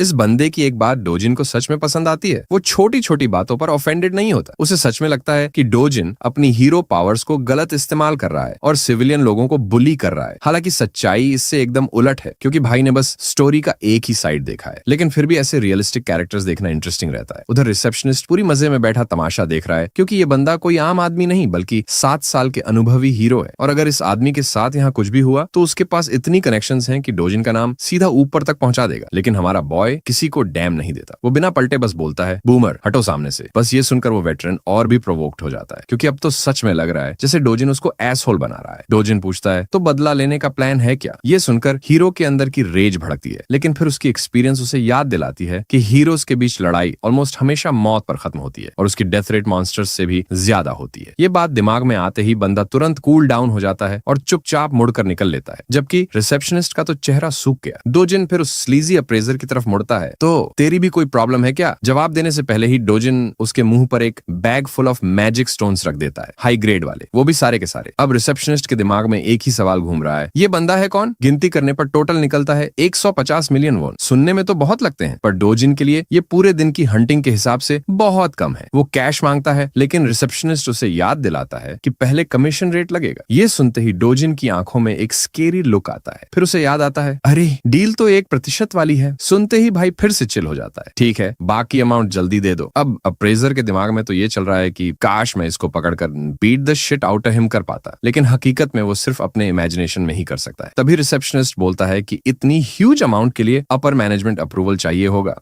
बिना एक सेकंड भी वेस्ट किए डोजिन जोर से बोल देता है कि अप्रूवल यहीं अभी चाहिए। घबराया हुआ एम्प्लॉय तुरंत अपने बॉस को फोन लगाता है और धीरे धीरे पूरी सिचुएशन समझाता है, लेकिन डील स्मूथ होने ही वाली थी कि डोजिन बीच में फोन छीन लेता है और सीधे बॉस से बोलता है, पेमेंट जल्दी करो। बॉस को कोई दिक्कत नहीं, वो मान भी जाता है, बस ये चाहता है कि फोन एम्प्लॉय को वापस दे दिया जाए। डोजिन बड़े आराम से फोन लौटाता है, लेकिन लौटाता कैसे है? सीधा दीवार पर स्मैश कर देता है। एक्सीडेंटली ना, सबको पता है ये प्यूरा इंटेंशनल था। एम्प्लॉय अपने टूटे हुए फोन को देखकर लिटरली शिवर कर रहा है, जबकि डोजिन उसे कामली कहता है, अब अप्रूवल मिल गया, जल्दी कैश तैयार करो। और रिसेप्शनिस्ट बेचारा बैग्स पे बैग्स में कैश भरता जाता है। ट्रांजैक्शन खत्म होने तक वो बंदा पूरा डेवास्टेटेड बैठा है। शायद आपको उस पर थोड़ा सा पिटी आए, पर याद रखना यही आदमी रोजाना हीरोज का आधा पैसा स्कैम करता है, वो भी उनकी जान जोखिम में डालने के बाद। So yeah he is a total scumbag. 10 minute बाद बॉस फाइनली अपनी दुकान पहुंचता है, गुस्से में लिटरली इंगेज्ड कि उसका एम्प्लॉय फोन क्यों नहीं उठा रहा। और फनीस्ट पार्ट, रिसेप्शनिस्ट उसी टाइम हार मानकर तुरंत रिजाइन डाल देता है। बॉस दीवार में घुसे हुए स्मैशड फोन को देखता है और तभी उसे सब समझ में आ जाता है। वो अपना फोन निकालता है और जुयॉन को कॉल करता है, उसे तुरंत बुलाने के। कट टू जुयॉन, एक gorgeous young woman, purple pink बाल, पूरा सेलिब्रिटी वाइब। लोग उसे देखते ही चीखते हैं, जुयॉन, और उसके आउटफिट पर लिटरली मर मिटते हैं। And honestly she looks dope as hell. Store पहुंचते ही रिसेप्शनिस्ट तो इतना स्टन हो जाता है कि लगभग जमीन पकड़ ले। She casually smiles and greets him, और वही स्माइल समझा देती है कि लोग क्यों इतना फस कर रहे हैं, क्योंकि वो कोई रैंडम ब्यूटी नहीं, वो देश की 4th S रैंक हीरो है, a legit power house. Boss. Rumours चल रहे हैं कि वो बॉस की नीस है और वो खुद कंफर्म भी कर दे। वो बताती है कि अंकल ने उसे बुलाया है एक रेकलेस हीरो को हैंडल करने के लिए। सिचुएशन जानने के लिए वो स्टाइलिश एस रैंकर आराम से बैठ जाता। Scene cuts to outside. हमारा बॉय अपनी कंप्लीटली रिप्ड फिजिक के साथ धूप में बैठे मेडिटेशन कर रहा है। पूरे दिन भर हंटिंग करने के बावजूद डोजिन को मिला हुआ रिवॉर्ड उतना अमेजिंग नहीं था जितनी उम्मीद थी। इसी पेस पर चलता रहा तो फ्यूचर वाकई मुश्किल लग रहा है। सबसे पहले उसे उस लेवल तक पहुंचना होगा जहां वो अकेले ही एस रैंक गेट्स क्लियर कर सके। इसका मतलब उसे अर्जेंटली ट्रेनिंग करनी होगी ताकि अपनी ओरिजिनल स्ट्रेंथ वापस पा सके। और हाँ भाई, ट्रेनिंग आर्क टाइम ऑफिशियली शुरू हो चुका है। डोजुन की सबसे बड़ी चैलेंज ये है कि इस दुनिया की माना डेंसिटी पिछली दुनिया के मुकाबले बहुत थिन है। मतलब चाहे वो कितना भी मेहनत से माना गैदर करे, इस स्पीड पर उसे कम से कम 3 साल लगेंगे अपनी ओरिजिनल स्ट्रेंथ के करीब पहुंचने में। और अगर हालात बिगड़ गए तो और भी ज्यादा। एक तरीका ये भी है कि वो बेहतर इक्विपमेंट हासिल करे, लेकिन दिक्कत सबसे घटिया गियर भी हंड्रेड्स ऑफ मिलियंस में आता है, यानी सीधा सीधा पैसे की बर्बादी। तभी उसके शरीर में एक ठंडी सी चिल दौड़ जाती है, किसी बहुत डेंजरस प्रेजेंस का एहसास। वो फॉरेन यूनियन को लाइटनिंग स्पीड पर पकड़ता है और सभी को तुरंत घर के अंदर ले जाने को कहता है। अंदर पहुंचकर वो कमरा बंद कर देता है। ग्रैंडमा घबराई हुई पूछती है कि आखिर चल क्या रहा है। पूरा घर जोरदार क्वेक से हिलने लगता है, जिससे ग्रैंडमा डर कर पूछती है कि कहीं ये अर्थक्वेक तो नहीं। छोटी यूनियन पैनिक में है, लेकिन सच्चाई सिर्फ डोजिन जाता है। ये अर्थक्वेक नहीं है, कुछ और है। वो बाहर से आ रही टेरिफाइंग, शार्प और वायलेंट एनर्जी महसूस कर रहा है। एक रिफ्ट उनके दुनिया में खुल चुका है और सबसे बुरी बात, वो खुला है उनके घर की छत पर। प्रॉब्लम को संभालने के लिए वो फौरन बाहर भागने की तैयारी करता है और अपनी फैमिली को सख्ती से अंदर रहने को कहता है, क्योंकि बाहर हालात बेहद डेंजरस हैं। फुल स्पीड से वो रिफ्ट एंट्रेंस में कूद जाता है। पीछे से ग्रैंडमा और उसकी सिस्टर के रोते हुए आवाजें आती रहती, उसका नाम पुकारते हुए। सीन कट होता है। सोल हीरो एसोसिएशन के अंदर अलार्म बज चुका है। मापो रीजन की छत पर अचानक एक नया रिफ्ट खुलने की खबर मिल चुकी है। पिछले इमरजेंसी को हुए अभी सिर्फ 63 दिन बीते। मैनेजर तुरंत आदेश देता है कि व्हाइट लाइन गिल्ड जो सबसे पास है उन्हें फौरन कांटेक्ट किया जाए और आसपास के हीरोज को अलर्ट करो ताकि सिचुएशन कंट्रोल में लाई जा सके। जब वो रिफ्ट की एग्जैक्ट लोकेशन चेक करता है तो देखता है कि ये किसी रेजिडेंशियल घर के ऊपर खुला है। ये उनके लिए भी बहुत ट्रिकी है, क्योंकि अगर कोई सिविलियन गलती से रिफ्ट में चला गया तो उसकी गारंटीड डिमाइज है। और सबसे बुरा, रिफ्ट किसी दूसरे को अंदर जाने ही नहीं देता।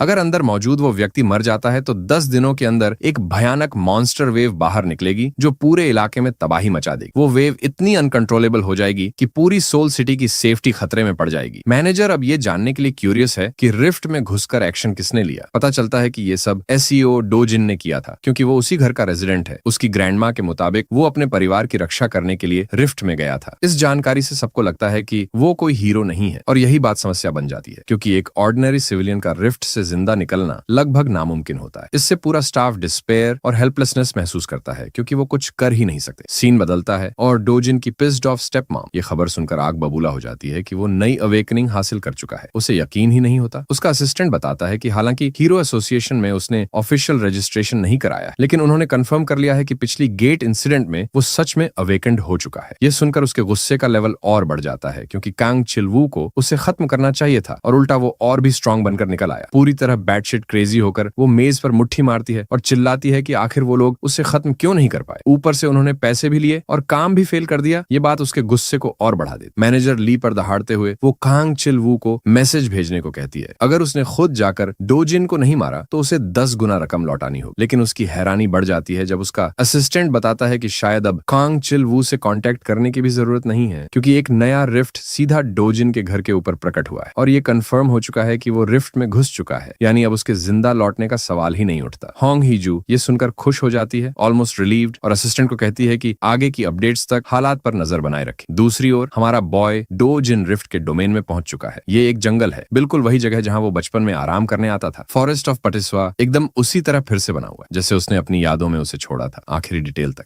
यहाँ मौजूद रिच माना तक बिल्कुल वैसी ही भारी ऊर्जा महसूस होती है। रास्ते पर चलते हुए वो मुस्कुराता है, क्योंकि उसकी मुलाकात फिर से उस ऑल पावरफुल वर्ल्ड ट्री से हो रही है। ये वही ट्री है जो प्यूरेस्ट फॉर्म में माना छोड़ता है, दुनिया की सबसे डिवाइन स्ट्रक्चर और पूरे वर्ल्ड की स्टेबिलिटी का असली कोर। पुरानी दुनिया तब तबाह हुई थी जब इसी ट्री को जला दिया गया था, जिससे मना का पूरा फ्लो हमेशा के लिए विकृत हो गया। लेकिन इस रिफ्ट डिमेंशन में ट्री एकदम ठीक है, बिल्कुल वैसा ही जैसा डोजिन की यादों में था। उसे कारण नहीं पता, लेकिन एक बात बिल्कुल क्लियर है, उसके पास वो मैना वापस पाने का मौका है जो उसने खोया था। ट्री के नीचे बैठकर मेडिटेशन करते हुए हमारा बॉय धीरे धीरे अपनी ताकत को और साफ महसूस करने लगता है। वो पूरे 3 दिन ऐसे ही बैठा रहा, बिना खाए पिए, बिना किसी जरूरत का ख्याल किए। पूरा 10 दिन निकल गए और उसकी सारी फोकस केवल अपनी ब्रीदिंग को हार्मोनाइज करने पर। लेकिन 10वें दिन की रात उसकी मेडिटेशन को ट्रबल ने भंग कर दिया। ये एलियन जैसे क्रीचर्स, जिन्हें बल्किना कहा जाता है, फिर से वर्ल्ड ट्री को जलाने आए, ठीक वैसे ही जैसे उन्होंने पुराने समय में किया था। लेकिन इस बार हमारा बॉय वहां मौजूद है और वो इस ट्रेजेडी को दोबारा होने नहीं देगा। क्रीचर्स उस पर झपटते हैं और डोजिन को अफसोस होता है कि काश उसके पास वाटर एलिमेंट सोर्ड होता तो इन्हें आराम से गिरा सकता था। लेकिन सामने खड़े जलते हुए मॉन्स्टर्स जैसी दानवी आवाजें निकालते हैं और उसके पास अब इतना मना है कि उसे किसी हथियार की जरूरत ही नहीं। ही इज द वेपन और उसके हाथ रेटेड ई फॉर एवरीवन। वो अपना हाथ आगे बढ़ाता है और सिर्फ अपनी मैना की अथॉरिटी से एक क्रीचर को जमीन पर पटक देता है। दूसरा क्रीचर उसकी एबिलिटी देखकर शॉक में पड़ जाता है। अब जरा देखें अभी हुआ क्या। ये टेलीकिनेसिस नहीं था, इसे मना रिलीज कहा जाता है। ये एक ब्लास्टर टाइप अटैक है जो रॉ मना को डेटोनेशन स्ट्राइक की तरह फेंकता है। काफी समय बाद उसने इस एबिलिटी को ऐसे इस्तेमाल किया क्योंकि उसके मना रिजर्व्स पहले कम थे, लेकिन बल्किना अभी खत्म नहीं हुए हैं। वो पलटकर अपने मुंह से चार्ज्ड ब्लास्ट्स फेंकते हैं रिटेलिएशन के तौर पर।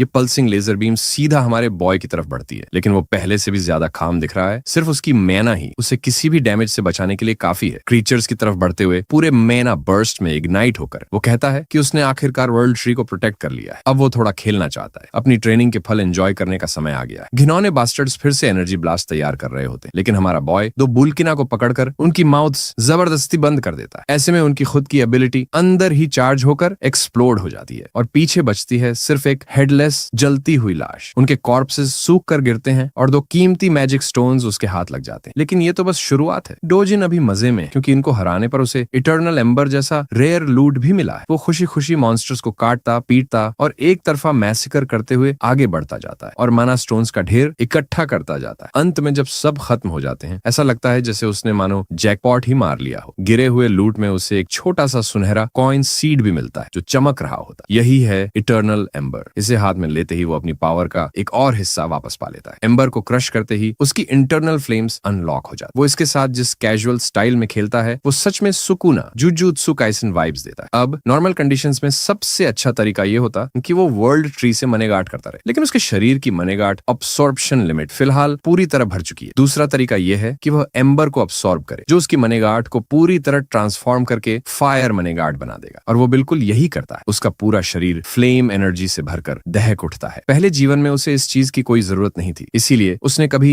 इटर्नल एम्बर को सीरियसली नहीं लिया। लेकिन अब उसे पूरी तरह एब्जॉर्ब करना उसकी नेसेसिटी बन चुकी है। एक एम्बर को अब्सॉर्ब करने में पूरे 10 मिनट लगते हैं, लेकिन सौभाग्य से उसने इनकी अच्छी खासी क्वांटिटी जमा कर रखी है। इसलिए उसका नेक्स्ट गोल है जितने ज्यादा हो सके उतने एम्बर्स अब्सॉर्ब करना। उधर रिफ्ट के अचानक प्रकट होने से पब्लिक की क्यूरियोसिटी आसमान छू रही। रिपोर्टर्स का झुंड डोजिन के घर के बाहर जमा है और एजेंट्स व एसोसिएशन स्टाफ जगह को प्रोटेक्ट कर रहे हैं। बैंग सियोंगू बुरी तरह पिस्ड ऑफ है। उसे एक आदमी की एक घमंड भरी स्टुपिडिटी हजम नहीं हो रही कि उसने रिफ्ट में इतनी जल्दी घुसने की हिम्मत कैसे की। और हाँ, वो सच में यौन हो सोलो लेवलिंग की कार्बन कॉपी लगता है, बस हेयर कट थोड़ा साफ सुथरा है। हमारे सीन में एक और कैरेक्टर मौजूद है, किम ह्यून वू, नीले बालों वाला हमारा दूसरा प्रोटैगनिस्ट टाइप लड़का। वो डोजिन द्वारा अपनी सिस्टर को बचाने के लिए किए गए कामों से पूरी तरह सिंपैथाइज करता है, लेकिन स्योंगू इस बात को बिल्कुल नहीं मानता। उसके मुताबिक हमारा बॉय ऐसे गुस्सा जैसे कोई ग्रीडी आदमी जिसे कॉन्सिक्वेंसेस की कोई परवाह नहीं। अगर वो नॉर्मल तरीके से खुद को अनअलाइव कर देता तो बात और होती, लेकिन अगर कोई रिफ्ट के अंदर मरता है तो वो जगह एक मॉन्स्टर डेटोनेशन ग्राउंड बन जाती है, जहां से काउंटलेस क्रीचर्स बाहर फटकर निकलते हैं। यही असली खतरा है। ह्यून वू इस पर गिल्मा की राय पूछता है और गिल्मा ने बस यही कहा है कि प्रोटोकॉल के हिसाब से ही चलना है। ह्यून दुनिया भर में अचानक उभर रहे रिफ्ट इंसिडेंट्स पर सवाल उठाता है। यूएस, चीन, स्विट्जरलैंड, तुर्की, यूके, इतने सारे देशों में अचानक रिफ्ट बर्स्ट हो रहे हैं और यही वजह है कि गिल्मा इन सबको एक साथ मैनेज करते करते परेशान है। ज्यादातर देशों ने तो हालात आसानी से कंट्रोल कर लिए, लेकिन साउथ कोरिया वो तो लिटरली पिस्ड एज हेल है, क्योंकि यहाँ पूरा मामला सिर्फ एक आदमी के कारण फुल ब्लोन डिजास्टर बन सकता है। सियोंगू इतना गुस्से में है कि उसे बस मौका मिले और वो उस बंदे को पीटकर सीधा बाहर फेंक दे और उसी रिफ्ट से उम्मीद कर रहा है कि किसी चमत्कार से वो खुद बाहर गिरा दिया जाए। अब बात आती है उस विशाल पर्पल गेट की। 22 दिन बीत चुके हैं उसके उभरने के बाद और डोजून भी उतने ही दिनों से रिफ्ट के अंदर है। हीरो एसोसिएशन डर चुकी है और उन्होंने इस थ्रेट को लेवल 1 वेव घोषित कर दिया है। डोजून की रियल आइडेंटिटी दुनिया से छिपा कर रखी गई है, इसलिए अभी उसे ऑर्डिनरी पर्सन एस बुलाया जा रहा है। दूसरी तरफ दुनिया को कुछ नहीं पता, लेकिन मनी लेंडिंग ऑर्गेनाइजेशन का बॉस जबरदस्त स्पीड में सब समझ जाता है। उसका असिस्टेंट भी रिपोर्ट रिपोर्ट वेरीफाई करके कंफर्म कर देता है कि रिफ्ट वाला आदमी वही है। किम यंग गू, जो प्रेसिडेंट हुआंग चंग सियोप का राइट हैंड मैन है, वो भी इस इन्फो को अप्रूव करता है। चंग सियोप सिर्फ एक बात जानना चाहता है, दोजुन के बचकर बाहर आने के चांसेस कितने हैं। और हाँ, वन पीस वाले जोक की तो इज्जत करनी ही थी। The one piece is real. Assistant ठंडे दिमाग से जवाब देता है, एक ऑर्डिनरी इंसान के सर्वाइवल की प्रोबेबिलिटी 1% से भी कम है। दोजुन को ऑर्डिनरी पर्सन बोलने मात्र से ही चंग सियोप के चेहरे पर एक बड़ी ही एंटरटेनिंग स्माइल आ जाती है, क्योंकि वही रेगुलर सिविलियन उसके आदमियों को हॉस्पिटल में भर्ती करवा चुका है और हफ्तों तक उनके हाथ पैर बैंडेज में लपेट दिए थे। दुनिया की नजर से देखें तो लोग उस सिविलियन को बहुत अंडर एस्टिमेट कर रहे हैं जो रिफ्ट के अंदर गया। अब चंग सियोप ये भी जानना चाहता है कि अगर कोई अवेकेंड इंडिविजुअल अंदर जाता तो उसके सर्वाइवल चांसेस क्या होते। उसका असिस्टेंट कामली बताता है कि ये हीरो के लेवल पर डिपेंड करता है और सही डेटा के बिना कोई जजमेंट करना मुश्किल है। चंग सियोप भी मानता है कि फाइटिंग एबिलिटी और सर्वाइवल एबिलिटी दोनों बिल्कुल अलग चीजें हैं और रिफ्ट के अंदर तो बात खतरनाक लेवल पर कॉम्प्लिकेटेड हो जाती है। लेकिन एक बात तो तय है, वो कमीना अभी भी अपनी हरकतों से नहीं बदला है। चंग सियोप दोजुन की फैमिली को प्रोटेक्ट करना चाहता है, मगर नोबल रीजन से नहीं। इस कमबैक तो सोच रहा है कि अगर दोजुन नहीं लौटा तो उसकी फैमिली के ऑर्गन्स बेच देगा और अगर लौट भी आया तो उस पर डेट चढ़ाकर पूरे खर्चे का इल्जाम उसी पर डाल देगा। ये आदमी सच में एक वॉकिंग लीच है। सीन वापस शिफ्ट होता है उस मेस्मराइजिंग वर्ल्ड ट्री की ओर। यहाँ हमारा बॉय पूरी स्पीड में अपने ट्रेनिंग आर्क में डूबा हुआ है। उसका पूरा शरीर अब फ्लेम मैना में थ्राइव कर रहा है। उसे समय का अंदाजा भी नहीं है, बस इतना पता है कि वो सैकड़ों फायर स्टोन्स अब्सॉर्ब कर चुका है। इससे उसके अंदर इतनी फायर मैना कलेक्ट हो चुकी है कि वो उसे किसी भी रूप में मैनिपुलेट कर सकता है। साइड इफेक्ट ये है कि उसकी फ्लेम रेजिस्टेंस भी इनसेन लेवल तक बढ़ चुकी है। जब वो अपने पुराने सेल्फ की तुलना अपने अभी वाले फायर एट्रीब्यूट मास्टरी से करता है, उसे लगता है कि कम से कम फायर डोमेन में तो वो अपने पास्ट सेल्फ से आगे निकल चुका है। वो वर्ल्ड ट्री को जेंटली गले लगाता है। ये वही डिवाइन ट्री है जिसने हमेशा उसकी मदद की, पहले भी और अब भी। इस वजह से डोजिन दिल से ग्रेटफुल है। अपने सारे माना स्टोन्स को स्टोर करने के लिए उसने बेलों से एक छोटा सा बैग बना लिया है। स्टोन्स कलेक्ट करने के बाद उसे एहसास होता है कि शायद अब वो कभी इस एंजेलिक ट्री को दोबारा ना देख पाए। फिर भी वो ये उम्मीद छोड़ता नहीं, अगर कभी भी यह डिवाइन ट्री खतरे में पड़ा तो वो अपनी जान पर खेलकर इसे बचाने वापस आएगा। और भाई, मैं नहीं जानता तुम लोगों का क्या है, लेकिन ये पूरा soft emotional scene genuinely so wholesome लगा। उस रात दोजिन आखिरकार बाहर की दुनिया में कदम रखता है, पूरी तरह से रिफ्ट के बाहर निकलते हुए। उसे आसपास कोई भी मौजूदगी महसूस नहीं होती। शायद ज्यादातर लोगों ने सोच लिया था कि वो अंदर ही मर गया होगा और कभी भी कोई मॉन्स्टर वेव बाहर आ सकती है, लेकिन तभी उसे किसी स्ट्रॉन्ग इंसान की प्रेजेंस महसूस होती। उसे पकड़ने के लिए वो फौरन उसकी डायरेक्शन में दौड़ पड़ता है। थोड़ी ही देर में वो उन दो एजेंट्स के पास पहुंच जाता है, एक पूरा पिस्ड ऑफ और दूसरा पूरा चिल्ड, यानी ह्युनवू और सियोंगू, जिनसे वो पहले मिल चुका था। उनके आउटफिट्स देखकर उसे समझ आ जाता है कि ये लोग एसोसिएशन के मेंबर्स हैं और अगर यहाँ गलती से भी वो पकड़ा गया तो मामला सीधा प्रॉब्लमेटिक हो जाएगा। इस सिचुएशन को संभालने के लिए वो अपनी फायर पावर का इस्तेमाल करता है। एक जोरदार फ्लेम बॉल बनाकर पूरी ताकत से आसमान में फेंक देता है। वो अटैक सीधा पास की बिल्डिंग पर जाकर गिरता है और धमाके के साथ फट जाता है। आवाज सुनते ही ह्युनवू और सियोंगू तुरंत रेड अलर्ट मोड में आ जाते हैं। जब उन्हें पता चलता है कि ये आग है तो दोनों उसकी डायरेक्शन में दौड़ पड़ते हैं। वहां पहुंचने पर उन्हें लोग डर के मारे खड़े नजर आते हैं। सियोंगू खुद शॉक में पूछता है कि आखिर चल क्या रहा है। उधर हमारा लड़का अपनी फ्लेम पावर से खुद ही प्रभावित है। उसकी प्रिसीजन काफी बढ़िया है और उसे भरोसा है कि आगे ये उसे बहुत काम आएगी। वो अपने पुराने दोस्त टस्क को याद करता है, जो कॉन्टिनेंट का सबसे स्ट्रॉन्ग फायर मेज था। वो सोचता है कि क्या टस्क उसकी फ्लेम्स देखकर प्राउड होता। इसी बीच ह्युनवू की शार्प सेंसेस उसे रिफ्ट की तरफ देखने को मजबूर करती हैं। वो अचानक अजीब तरह से रिएक्ट करती है और उनकी आंखों के सामने धुएं में गायब हो जाती। दोनों एजेंट्स फॉरन साइड की ओर भागते हैं, लेकिन वहां जाकर वो शॉक में रह जाते हैं। रिफ्ट का कनेक्शन अब इस दुनिया से पूरी तरह खत्म हो चुका है। उधर हमारा लड़का बिना किसी दिक्कत के अपनी नेक्स्ट डेस्टिनेशन की ओर बढ़ चुका है। अगली सुबह खबर फैल जाती है, मापो वाली रिफ्ट जो पूरे 1 महीने तक खुली थी, वो एसईओ डोजुन के अंदर जाने के 29 दिन बाद अचानक गायब हो गई। हीरो एसोसिएशन की मॉन्स्टर वेव वाली चिंता गलत साबित होती है, पर असली वजह क्या थी ये किसी को नहीं पता और इन्वेस्टिगेशन अभी भी चल रही है। उन्हें उस फायर से भी निपटना पड़ रहा है जो रिफ्ट के गायब होने के ठीक समय जंकयार्ड में भड़की थी। इसी वजह से ज्यादातर लोग ये मान लेते हैं कि एसईओ डोजुन सच में मर चुका है और ये आग उसी की बेवकूफी का नतीजा है। लेकिन उन्हें क्या पता, हमारा लड़का तो यहीं आसपास हिडन इन प्लेन साइड बैठा लोगों की बातें सुन रहा है। कुछ लोग तो उसकी मौत पर सिंपैथी भी दिखा रहे हैं। दुर्भाग्य से रिफ्ट का डिसअपीयरेंस हमारे हीरो के लिए बहुत बड़ा हार्ट ब्रेक है। वो अंदर से टूट जाता है क्योंकि अब वो वर्ल्ड ट्री के साथ कभी इंटरेक्ट नहीं कर पाएगा। भले वर्ल्ड ट्री को अब वो प्रोटेक्ट न कर पाए, लेकिन उसकी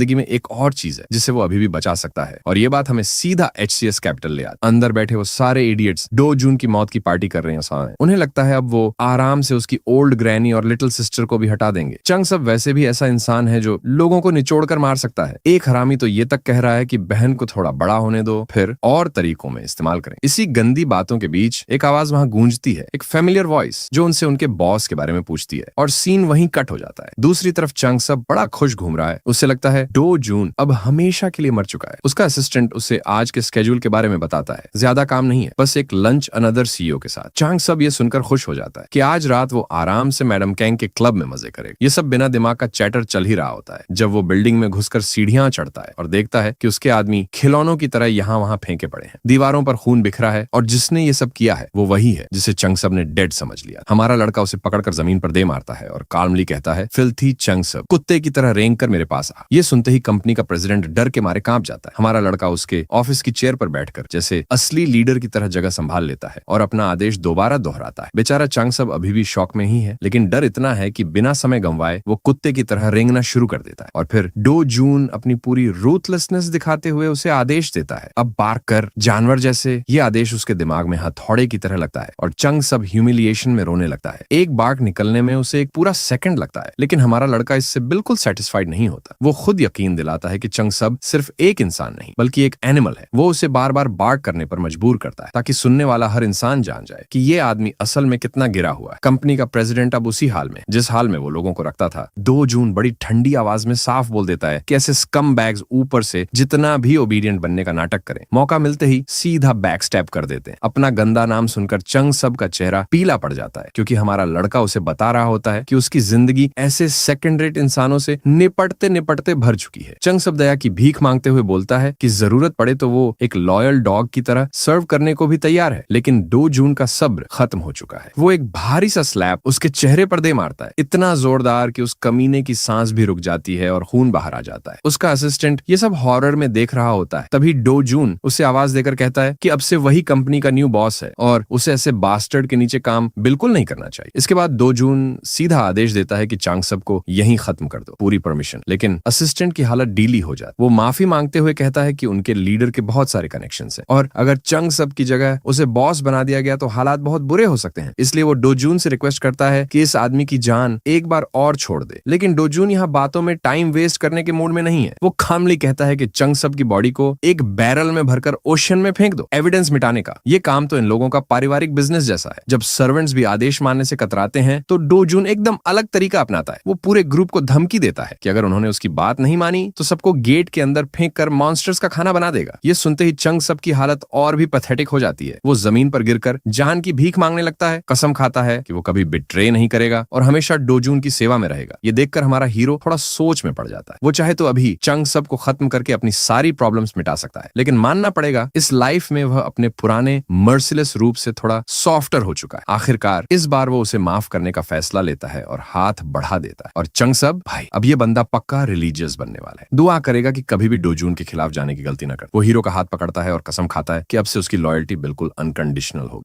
लेकिन तभी 2 जून को कुछ अजीब लगता है। उसका हाथ अचानक स्टीमिंग हॉट फ्लेम्स से घिरा हुआ है। हाँ, भले ही 2 जून थोड़ा सॉफ्ट हुआ हो, पर वो अभी भी अंदर से रूथलेस ही है। वो चंग सब की आंखों में सीधा देखता है और उसे याद दिलाता है कि ये सच में उसकी फाइनल चांस है। और फिर बिना किसी हेजिटेशन के 2 जून उसका हाथ पकड़कर एक झटके में नोच देता है। उस हाथ को सीधा एक जली हुई चार्ड पेस्ट में बदल देता है। मीटिंग खत्म होने तक 2 जून बिना पीछे देखे वहां से निकल जाता है और पीछे बस प्रेसिडेंट की एगनाइजिंग चीखें रह जाती। लेकिन जाते जाते एक आखिरी वार्निंग छोड़ जाता है, अगर उनमें से एक भी इंसान उसकी फैमिली के रास्ते में आया तो 2 जून खुद उनकी डेथ पर्सनली कंफर्म करेगा। और अब इन लोगों की जिंदगी का नया काम हमेशा हमेशा उसकी फैमिली को प्रोटेक्ट करना। बस ऐसे ही हैंडल किए जाते हैं असली ट्रेटर्स। दुनिया की नजर में CEO 2 जून तो बस एक मामूली सा नाम था जो रिफ्ट के साथ ही गायब हो गया। लेकिन असलियत भाई जन आराम से लोकल मैकडॉनल्ड्स में बैठकर खाना खा रहा है। गवर्नमेंट, हीरो एसोसिएशन, मीडिया सभी ने उसे यस्टरडेज न्यूज की तरह भूल भी दिया। अब कोई बोले भी कि वो जिंदा है तो भी कोई सीरियस नहीं लेगा। और वैसे भी एक सोलो रिफ्ट से निकलकर कर वापस आना, ये दुनिया उसके लिए बस एक्स्ट्रा हेड की ही देती। उधर हारा हुआ डॉग ह्वांग चांग सब अभी उसके लिए एक नया सेफ और बेटर घर ढूंढने में लगा हुआ है, कम से कम तब तक जब तक 2 जून आराम से सेटल ना हो जाए। आखिरकार 2 जून को मौका मिला अपनी छोटी बहन को टेस्टी फास्ट फूड खिलाने का, और उसने उसे बताया कि अब वे एक बेहतर नेबरहुड में शिफ्ट होने वाले हैं। ये सुनकर छोटी योन योन की खुशी का ठिकाना ही नहीं रहा। अब वो किंडरगार्टन जा सकती है और अगले साल एलिमेंट्री स्कूल भी। लेकिन जैसे ही स्कूल की बात आती है, योन योन का मूड अचानक डाउन हो जाता है। 2 जून थोड़ा घबरा जाता है। ये लड़का मॉन्स्टर्स काटने में एक्सपर्ट है, पर बच्चों को संभालना उसके स्किल ट्री में नहीं आता। फिर उसकी बहन रोते रोते बताती है कि बाकी बच्चे उसे ऑर्फन कहकर चिढ़ाते हैं। ये सुनकर बिग ब्रो 2 जून का दिल सच में टूट जाता है। वो सोचता है अगर वो मीन किड्स से घुलना मिलना नहीं चाहता तो मत करे, वो छोटे ब्रैट्स अपने कर्मों का फल कभी ना कभी खाएंगे। ये सुनकर और ये जानकर कि अब उसे किंडरगार्टन में बुली होने वापस नहीं जाना पड़ेगा, योन योंग तो सीधी हाइप्ड हो जाती। इनसाइड 2 जून अपनी छोटी बहन को एक ऐसी प्राइवेट स्कूल भेजने का प्लान बना रहा है जहां कोई उसकी तरफ आंख उठाकर भी ना देख सके। उस रात SCO 2 जून को पता चला कि किम योनगू ने उसकी दादी और बहन को किसी रैंडम मोटल में छुपा कर रखा था। जब वो रिफ्ट के अंदर फंसा हुआ, कांच जैसा कमजोर वो कमीना अपनी जान तोड़कर माफी मांग रहा था। उसने बहाना बनाया कि मोटल उनकी कंपनी के अंडर है, इसलिए बाकी जगहों से ज्यादा सुरक्षित है। 2 जून के पास आज इन चापलूसों से निपटने की ताकत नहीं थी, इसलिए वह बस कमरे में गया और महीनों बाद एक बार फिर अपनी दादी को देखा। छोटी यून यंग ने उस पर झपट कर भालू जैसी झप्पी मार और दादी उसकी हथेली पकड़कर रो पड़ी। वो बस अपने पोते को जिंदा देखकर खुश थी। पहले तो वो सख्त योद्धा हैरान रह गया, लेकिन जैसे ही उसे अपने परिवार की गर्माहट महसूस हुई, वो मुस्कुरा दिया। छोटी यून यंग को मैकडॉनल्ड्स बहुत पसंद आ गया है, इसलिए वो लोग उस बिल्कुल असली जगह पर काफी बार जा रहे हैं। आज उसने भाई से उसके हीरो वाले काम के बारे में पूछा, और जब उससे पूछा गया कि क्या उसे हीरो भाई होना अच्छा लगता है, तो यून यंग ने बिल्कुल बेफिक्री से कहा, नहीं, हीरो चाहे कितने भी कूल हों, वे हमेशा खतरों में रहते हैं और कभी कभी मर भी जाते हैं। और यून यंग बस चाहती है कि उसका भाई दादी और उसके साथ बहुत बहुत लंबे समय तक रहे। 2 जून तो खून खराबे की दुनिया में जीते जीते इतना सुन्न हो चुका था कि किसी का उसके लिए चिंतित होना उसके लिए नई चीज थी। पिछली दुनिया में वह आखिरी बचा हुआ इंसान था। राक्षसों से लड़ते लड़ते उसने बहुत कुछ खो दिया था, लेकिन इस दूसरी दुनिया में उसकी जिंदगी में कुछ बेहद अनमोल लौट आया। वो भूली हुई भावनाएं फिर सतह पर आ रही हैं। शायद इस दुनिया में वो सच में खुश रह सकता है। शायद वो एक शांत प्यारी जिंदगी जी पाए अपने परिवार के साथ। लेकिन जब वो अंदर ही अंदर गर्मजोशी में डूबा हुआ था, कोरिया का हीरो एसोसिएशन बुरी तरह हिल चुका था। कोरिया हीरो एसोसिएशन का संस्थापक ना थे वुंग, जो वर्ल्ड हीरो फेडरेशन का डायरेक्टर भी है, हाल ही की रिफ्ट घटना से परेशान था, या कहें कि रिफ्ट घटना के न होने से। उनके सबसे बेहतरीन लोग साइट की जांच कर चुके थे, पर कोई नई जानकारी नहीं मिली। अपने इलाके को लेकर अंधेरे में रहना उसे और भी बेचैन कर रहा था, और यह भी संभव है कि जो रिफ्ट अचानक गायब हुई वह कभी भी दोबारा प्रकट हो सकती है। उसकी असिस्टेंट भी उसकी चिंता से सहमत थी। उसका कहना था कि अगर वहां एक वेव आ जाती तो स्थिति शायद और साफ होती। कम से कम अब उन्हें अननोन वेरिएबल्स की चिंता नहीं करनी पड़ेगी। डायरेक्टर तेवुंग ने उसकी बात बीच में ही रोक दी, क्योंकि अगर वह आगे बोलती तो उसका एंगर और बढ़ जाता। हाँ, अनसर्टेनिटीज उसे परेशान कर रही थी, लेकिन उसे यह राहत थी कि किसी को कोई नुकसान नहीं पहुंचा। न तेवुंग दुनिया के टॉप 100 रिस्पेक्टेड और स्ट्रॉन्गेस्ट हीरोज में आता है। लोग तो यहाँ तक कहते हैं कि अगर वह कभी प्रेसिडेंट के लिए खड़ा हो जाए तो इतिहास में सबसे ज्यादा वोट्स वही ले जाएगा। उसकी एक बात और एक फैसला बड़े बड़े कॉन्ग्लोमरेट्स को हिला सकता है। लेकिन अच्छी बात यह थी कि उसे न किसी देश की पावर में दिलचस्पी थी, न ही किसी कॉन्ग्लोमरेट की वेल्थ में। वह बस एक ही चीज को सबसे ऊपर रखता है, अपनी जनता की सेफ्टी। सीधी भाषा में कहें तो यह आदमी सच में रियल वन, चाहे जितना भी समय लगे। वह रिफ्ट के पूरे पेरीमीटर की गहराई से जांच चाहता था। आसपास के सभी लोग पहले ही अपनी प्रॉपर्टीज बेचने के लिए तैयार थे, इसलिए वह मुद्दा हल था। तेवुंग तो उन्हें मार्केट प्राइस से ज्यादा देने का मन बना चुका था। इतनी परेशानी के बाद यह कम से कम वह कर सकता था। इसी बीच रिपोर्ट्स आने लगी कि अलग अलग देशों में कई रिफ्ट्स प्रकट हो चुकी हैं। देखने में तो साफ था कि कुछ बड़ा होने वाला है। यूएस और चाइना अपनी रिफ्ट्स को कंट्रोल करने में लग चुके थे, लेकिन यूनाइटेड किंगडम की हालत सबसे खराब थी। बाकी जगहों पर वेटरन हीरोज भेज दिए गए थे, लेकिन यूके की स्क्वाड तो बिल्कुल ही डूडू गार्बेज निकली। 1 महीने से जारी यूके रिफ्ट को साफ करने का मिशन बुरी तरह से नाकाम हो चुका। अब तो यूके रिफ्ट वेव भी ऑफिशियली शुरू हो गई थी। फिर भी शहर के लोग अपनी रोजमर्रा की जिंदगी में वैसे ही लगे हुए, जैसे कुछ हुआ ही ना। इसी भीड़ में CO2 जिन भी चल रहा था, बिल्कुल आम लोगों में घुलता मिलता। वह अपने पसंदीदा शॉप में दाखिल हुआ, जो हीरो कॉम्प्लेक्स के अंदर थी। दरवाजा खुलते ही काउंटर पर खड़ा लड़का इंस्टिंक्ट से वेलकम बोलने ही वाला, लेकिन डोजिन का चेहरा देखते ही उसकी आवाज फ्रीज हो गई। ब्लैक हेयर्ड यंग मैन को देखते ही उसके शरीर का हर बाल टेरर मोड में खड़ा हो गया। आज मैनेजर भी दुकान में मौजूद था, इसलिए काउंटर वाले को इस सैडिस्ट टाइप ग्राहक का अकेले सामना नहीं करना पड़ेगा। मैनेजर ने अखबार धीरे से बंद किया, उसे नीचे रखा और अपनी नजर ऊपर उठाई। उसकी आवाज तो कंट्रोल में थी, लेकिन उसमें साफ साफ एंगर महसूस होता था। यही वो आदमी था जो इस बेचारे पुशओवर कैशियर को जबरदस्ती लो ग्रेड क्रिस्टल्स खरीदने पर मजबूर करता आया है। डोजिन ने बड़ी आलस से अपना बैकपैक उतारा और उसे जोर से जमीन पर फेंक दिया। अच्छा ही हुआ कि आज मैनेजर मौजूद था, इससे उसकी मैजिक क्रिस्टल्स की सेल जल्दी खत्म हो जाएगी। मैनेजर तो उम्मीद कर रहा था कि हमेशा की तरह कुछ लो ग्रेड क्रिस्टल्स जमीन पर गिरेंगे, और ऑनेस्टली उसे इस छोटे मोटे काम में कोई इंटरेस्ट नहीं। लेकिन डोजिन को यह बिल्कुल पसंद नहीं कि कोई उसे यूं ही मना कर दे, जबकि वह साफ सुथरा फेयर ट्रेड चाहता है। मैनेजर हो या कोई भी सेन शॉप ओनर, कोई भी सिर्फ 1% फी पर डील नहीं लेगा। मैनेजर के दिमाग में तो यही था कि ये लड़का बस चला जाए तो बेहतर है, पर डोजिन ने साफ बोल दिया कि उससे डील रिफ्यूज करना ये मिस्टर मैनेजर की जिंदगी की सबसे बड़ी मिस्टेक होगी। मैनेजर फिर भी उसे चिड़चिड़े अंदाज में भगा रहा, बैग की तरफ देखना तक जरूरी नहीं समझा। ये उसका आखिरी वार्निंग था। उसके बाद हालत बिगड़नी तय थी। जवाब में डोजिन ने बैग को जोर से लात मारी और बैकपैक टाइल्स पर गिरते ही उसके अंदर की चीजें पूरे फ्लोर पर फैल गईं। कैशियर और मैनेजर दोनों ही एक्सपीरियंस्ड क्रिस्टल ट्रेडर्स थे। एक नजर में पहचान गए कि यह क्या है। वह पुराना गंदा सा बैग असल में हीरोज मैजिक क्रिस्टल्स से भरा हुआ था, एक लेजेंडरी ट्रेजर जिसे दुनिया की कोई भी रकम खरीद नहीं सकती। डोजिन को लगभग अंदाजा था कि ये चीजें कितनी कीमती हैं। उसे पता था कि उसके हाथ में प्रीमियम माल है। असल में यही हीरोज मैजिक क्रिस्टल कभी एक मशहूर मैक्सिकन ड्रग लॉर्ड क्वार्जमन ने न्यू एज ड्रग मैन्युफैक्चरिंग में इस्तेमाल किया। फिर एक रात उसकी लेबोरेटरी में हुए एक्सीडेंट ने उसकी जिंदगी ही बदल दी और दुनिया की नजर इस छोटे से रॉक पर। उसी हीरोज मैजिक क्रिस्टल ने क्वार्जमन को एक पावरफुल हीरो के रूप में अवेकन कर दिया। तभी से यह क्रिस्टल हीरो अवेकनिंग और मना एनहांसमेंट के लिए प्राइसलेस बना हुआ है। इतना रेयर और पावरफुल एनर्जी सोर्स, ये तो सीधा अल्ट्रा हाई एंड प्रोडक्ट की कैटेगरी में आता है। एक पावर मूव करते हुए डोजिन ने साफ आदेश दिया कि यह सब वापस पैक करो, और फिर वह निकल गया। मिस्टर मैनेजर का तो पूरा बिहेवियर पलट गया। उसका एरोगेंट टोन तुरंत गायब होकर एकदम वेलकमिंग हो गया। वह तो खुद भागकर डोजिन को वीआईपी सीट्स तक ले गया और ड्रिंक्स तक ऑफर कर दी थी, जबकि कैशियर उन क्रिस्टल्स को पॉलिश कर रहा था। डोजिन तो इस तरह की रोल रिवर्सल एंजॉय करता है। एक सेकंड पहले उसे भगा रहे थे और अगली ही सेकंड आइस्ड ड्रिंक घूंट रहा। ओपनिंग डिमांड भी तगड़ी ही रखी, फुल प्राइस के साथ सिर्फ 0.5% कमीशन। और जैसे ही मैनेजर ने हल्का सा भी हिचकिचाने का साइन दिखाया, डोजिन ने तुरंत डील खींच लेने की धमकी दे दी। पहले के ट्रेड्स में डोजिन ने 1% पर डील मान ली थी। अब वह उसी ऑलरेडी पैथेटिक रेट को और भी नीचे गिरा रहा था। सच कहें तो वह ये सब बस अनोयंस में कर रहा था। मैनेजर ने तुरंत सिर झुका लिया और जितनी सिंसियर अपॉलॉजी वह निकाल सकता था उतनी निकालने की कोशिश की। लेकिन डोजिन अब इन बेकार एम्प्टी अपॉलॉजीज से तंग आ चुका था। उसकी बात सिंपल थी, या तो उसका रेट मानो या फिर वह अपना बिजनेस कहीं और ले जाएगा। काउंटर पर खड़ा कैशियर मन ही मन डोजिन को रूड प्रिक बोलकर गालियां दे रहा था। मैनेजर को भी समझ आ गया कि एक्टिंग से ये लड़का सॉफ्टन नहीं होने वाला, इसलिए उसने लंबा लेक्चर शुरू कर दिया। Magic crystal market, pricing, demand, supply, पूरी इकोनॉमिक्स खोल दी। लेकिन डोजिन के पास इतना लॉन्ग विंडेड बक बक सुनने के लिए टाइम नहीं था। उसने ड्रिंक खत्म की और सीट से उठ खड़ा हुआ। यह देखकर मैनेजर की हालत पैनिक मोड में चली गई। उसे लगा जिंदगी की सबसे बड़ी डील उसके हाथ से निकल रही है। मैनेजर ने 9% कमीशन ऑफर किया। काम नहीं बना तो 8% की बात की, फिर 8 से 7, 7 से 6 और 6 से 5 तक उतर आया। इस रेंज में तो शॉप को प्रॉफिट होना तो दूर, घाटा ही होगा। मैनेजर डिस्पेयर में डूबा हुआ था और तभी एसईओ डोजिन ने चाल चली। उसने अचानक कह दिया कि चलो पास्ट डीलिंग्स की रिस्पेक्ट में वह 1% पर मान जाएगा। मैनेजर के अंदर एक चीख उठी। उसके दिल में वह इसे साफ साफ एक्सटॉर्शन समझ रहा था, लेकिन प्रोडक्ट इतना प्राइसलेस था कि वह उसे छोड़ भी नहीं सकता था। और फिर डोजिन ने जो अगला वाक्य बोला, मैनेजर लिटरली एक्साइटमेंट में अपने होश खो बैठा। उसने बताया कि आज जो बैग लाया है उसके अलावा उसके पास ऐसे प्राइसलेस मैजिक क्रिस्टल्स के करीब 7 और बैग्स मौजूद हैं। बस ये सुनते ही कॉन्ट्रैक्ट निकालकर तुरंत साइन हो गया। कुछ ही मिनट में सारी ऑफिशियल फॉर्मेलिटीज पूरी हुई और 67 अरब वॉन सीधे एसईओ डोजिन के बैंक अकाउंट में आ गए। ये करीब $48 मिलियन होते हैं। इस स्पीड पर उसकी एक 110 अरब वोनी वाली लग्जरी हाउस खरीदने की डिस्टेंस भी अब ज्यादा दूर नहीं लग रही थी। लेकिन दिक्कत यह थी कि नॉर्मल गेट्स से हाई ग्रेड मैजिक क्रिस्टल्स निकालना टाइम सिंक था। अगर वह किसी तरह फ्रीली रिफ्ट जोन में ट्रैवल कर पाए तो वह खजाने लिटरली मैडमैन की तरह फार्म कर सकता है। उसी समय उसके फोन की स्क्रीन पर एक एडमिनिस्ट्रेटिव मैसेज पॉप हुआ। सदर्न यूनाइटेड किंगडम में वेव आउटब्रेक ऑफिशियली अनाउंस कर दिया गया था। साथ ही पूरी तरह से यूके जाने पर बैन लगा दिया गया था। रियल वर्ल्ड की इतनी बड़ी समस्या की खबर पड़ने के बाद डोजिन का मैनेजर को तंग करने का इंटरेस्ट खत्म हो गया। पहले वह किसी भी देश में हो, किसी भी एसोसिएशन से जुड़ा हो, ऐसी स्थिति में वह खुद रिफ्ट को सील करने पहुंच जाता। बट अब डोजिन वो वाला बंदा नहीं रहा। अब उसकी लाइफ में इससे कहीं ज्यादा जरूरी चीजें। आज की डिनर ट्रीट उसी की तरफ से है। और भाई लोग, आज खाने में मिलने वाला है एक्सपेंसिव मीट। छोटी यून यंग की तो बस नजरें टिकी थी ग्रिल पर रखे पोर्क और बीफ की जूसी मार्बलिंग पर। महंगे साइड डिशेस, प्रीमियम मीट, सब टेबल पर लगातार आ रहा। मेन्यू के भाव देखकर दादी थोड़ा घबरा गई। 2,50,000